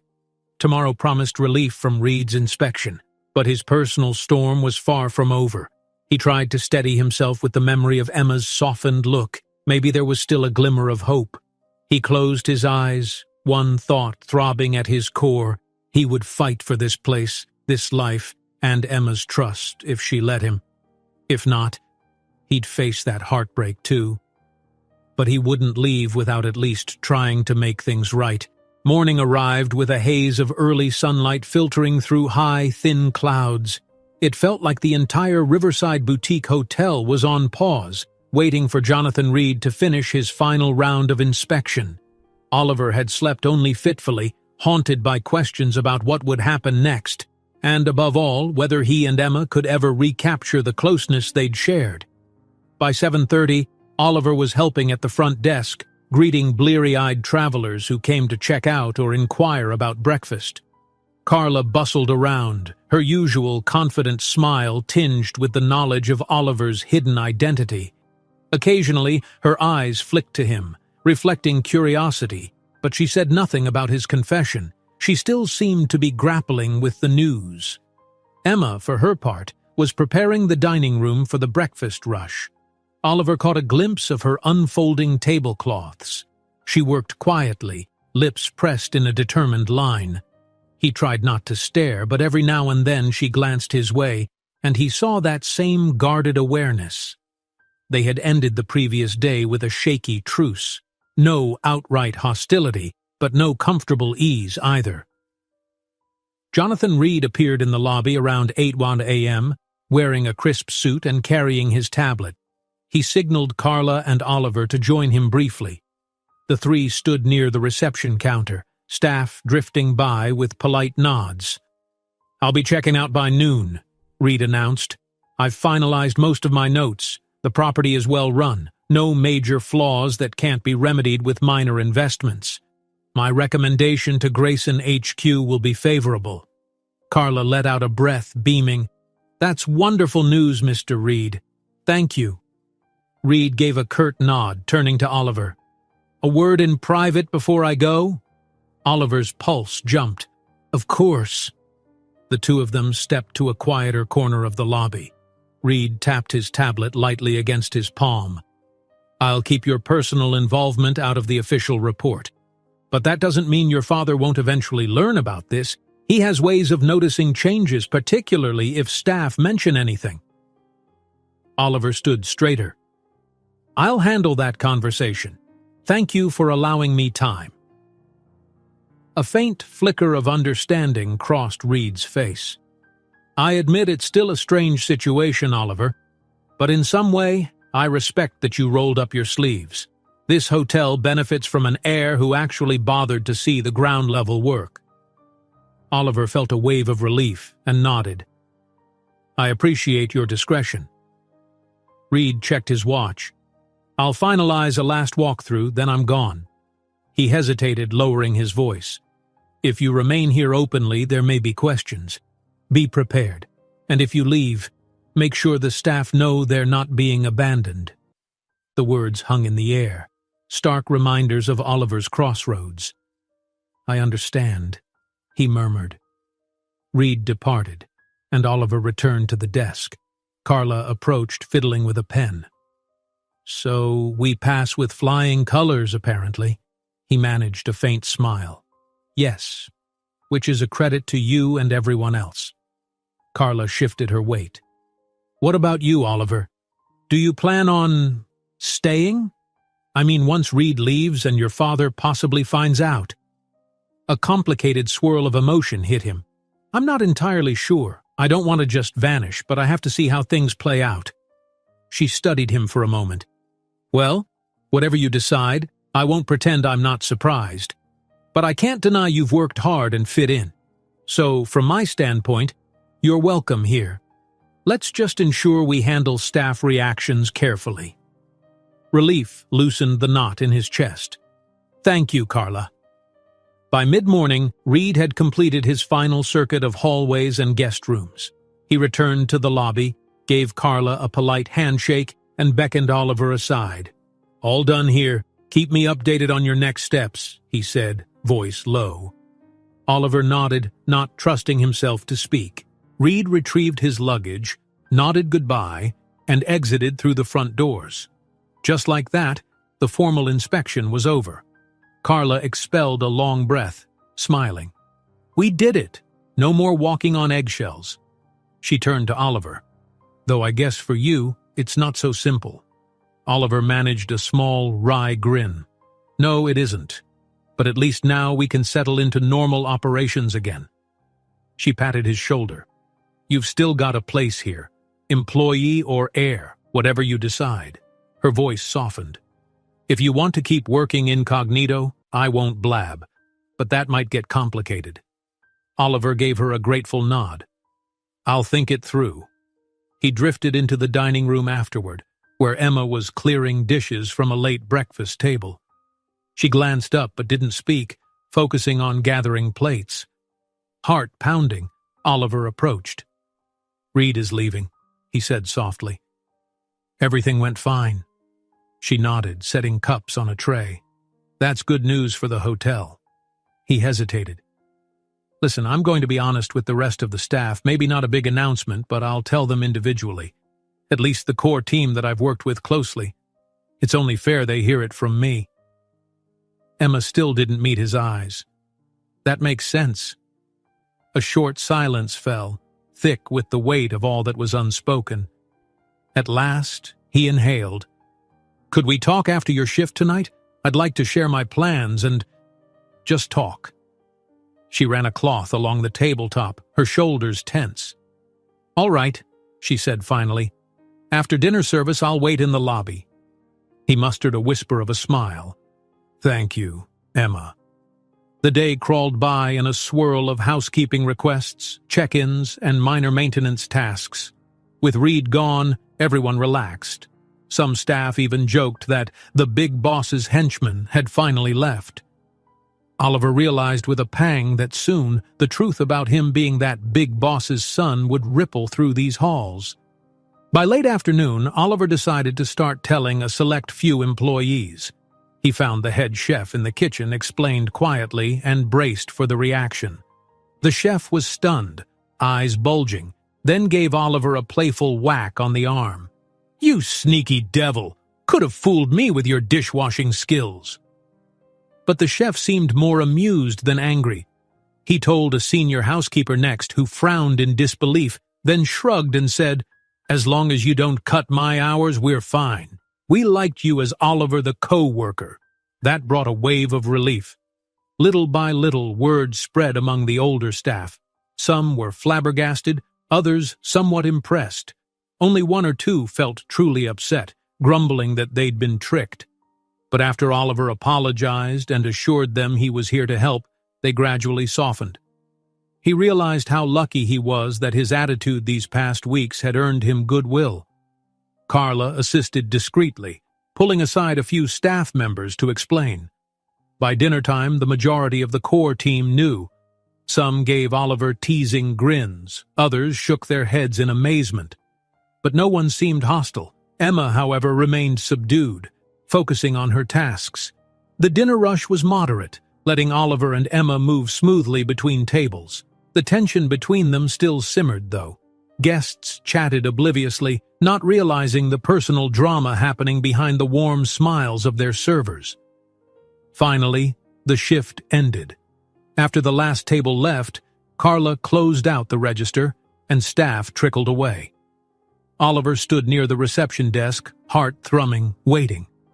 Emma was in the back, placing her apron in a laundry bin, running fingers through her hair as though steeling herself.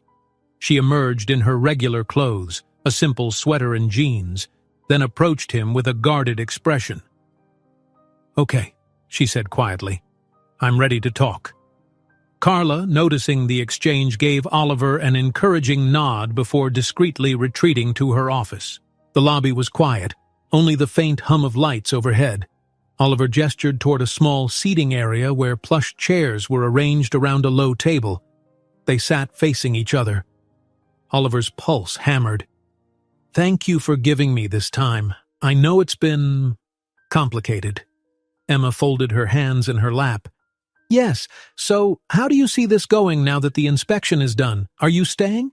Going back to your father's world?" He inhaled deeply. "That's what I wanted to figure out.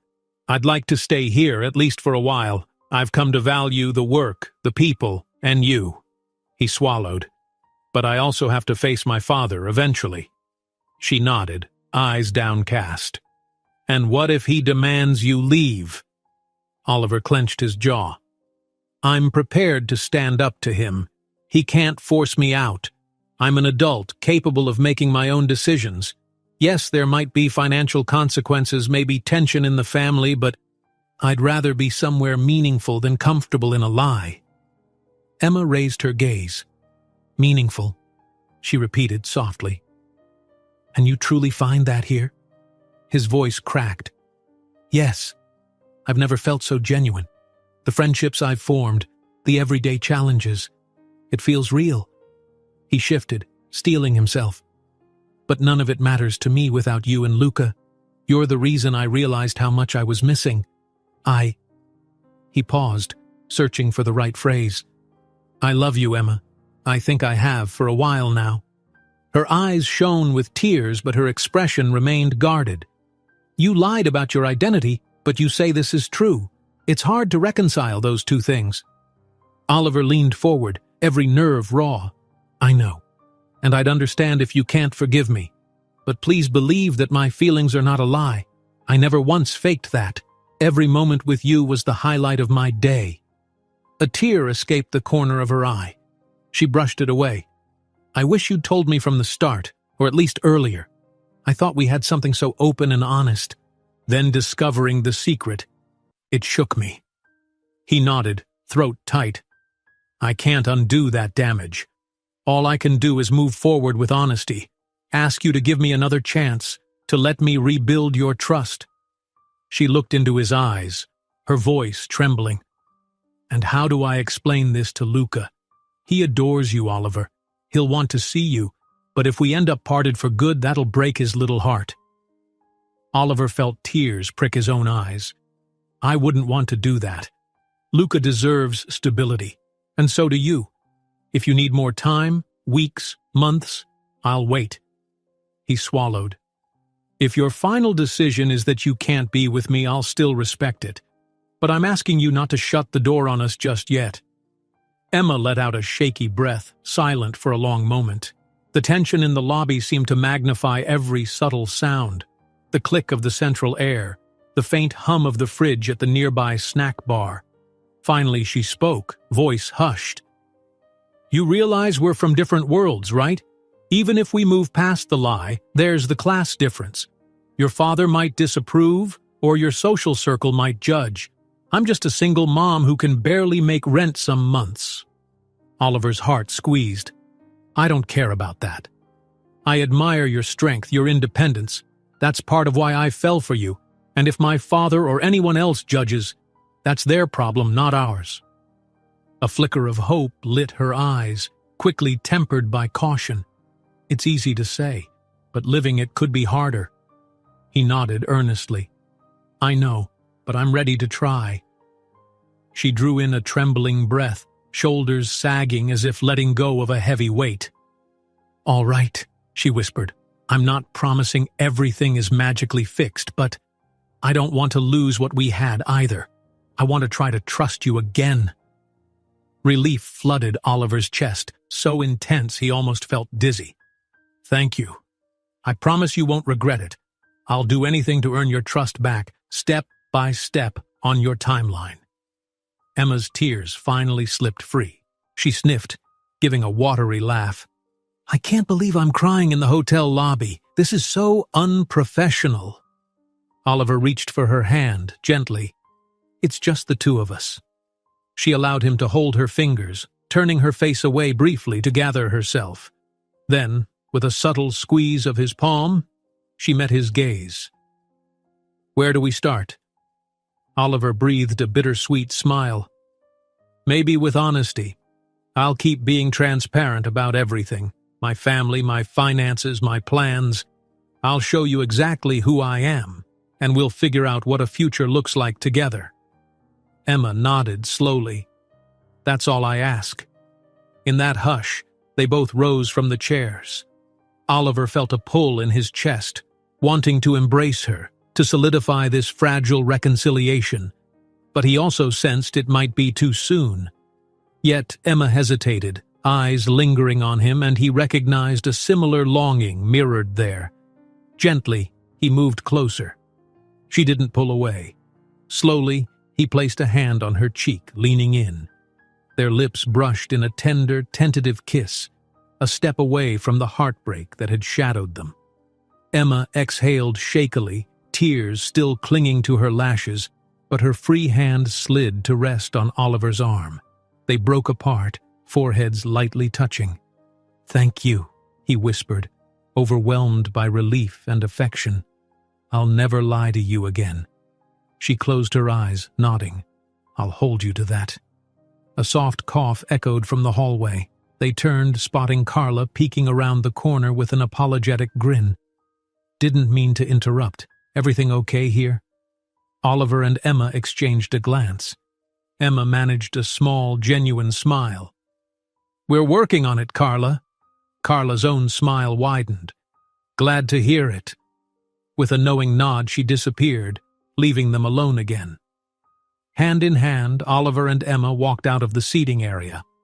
The hotel lights glowed warmly, a reflection of the sense of relief settling over Oliver's heart. He still owed answers to his father, and the staff might need time to adapt to the fact that Oliver the waiter was also Oliver the heir. But for now, in this quiet moment, one thing was certain. Emma was willing to try, to see if they could build a life together, money or no money. Outside, the dusk had turned the sky into a tapestry of purples and reds. They paused by the doors, breathing in the evening air. Oliver brushed a thumb over Emma's hand, and she squeezed his fingers in reply. The day felt like the end of one chapter and the beginning of another, where truth, though painful, offered the hope of a more authentic bond. Tomorrow would bring new challenges. But tonight, they had each other, a second chance. And Oliver Grayson, who once ran from his name and responsibilities, stood ready to face them, bolstered by a woman whose love he'd do anything to honor. The Riverside Boutique Hotel, with all its everyday warmth and struggles, had given him the gift of genuine connection. He would guard that gift fiercely, starting now with Emma by his side. If you enjoyed this story, don't miss the next one. Just click on the screen.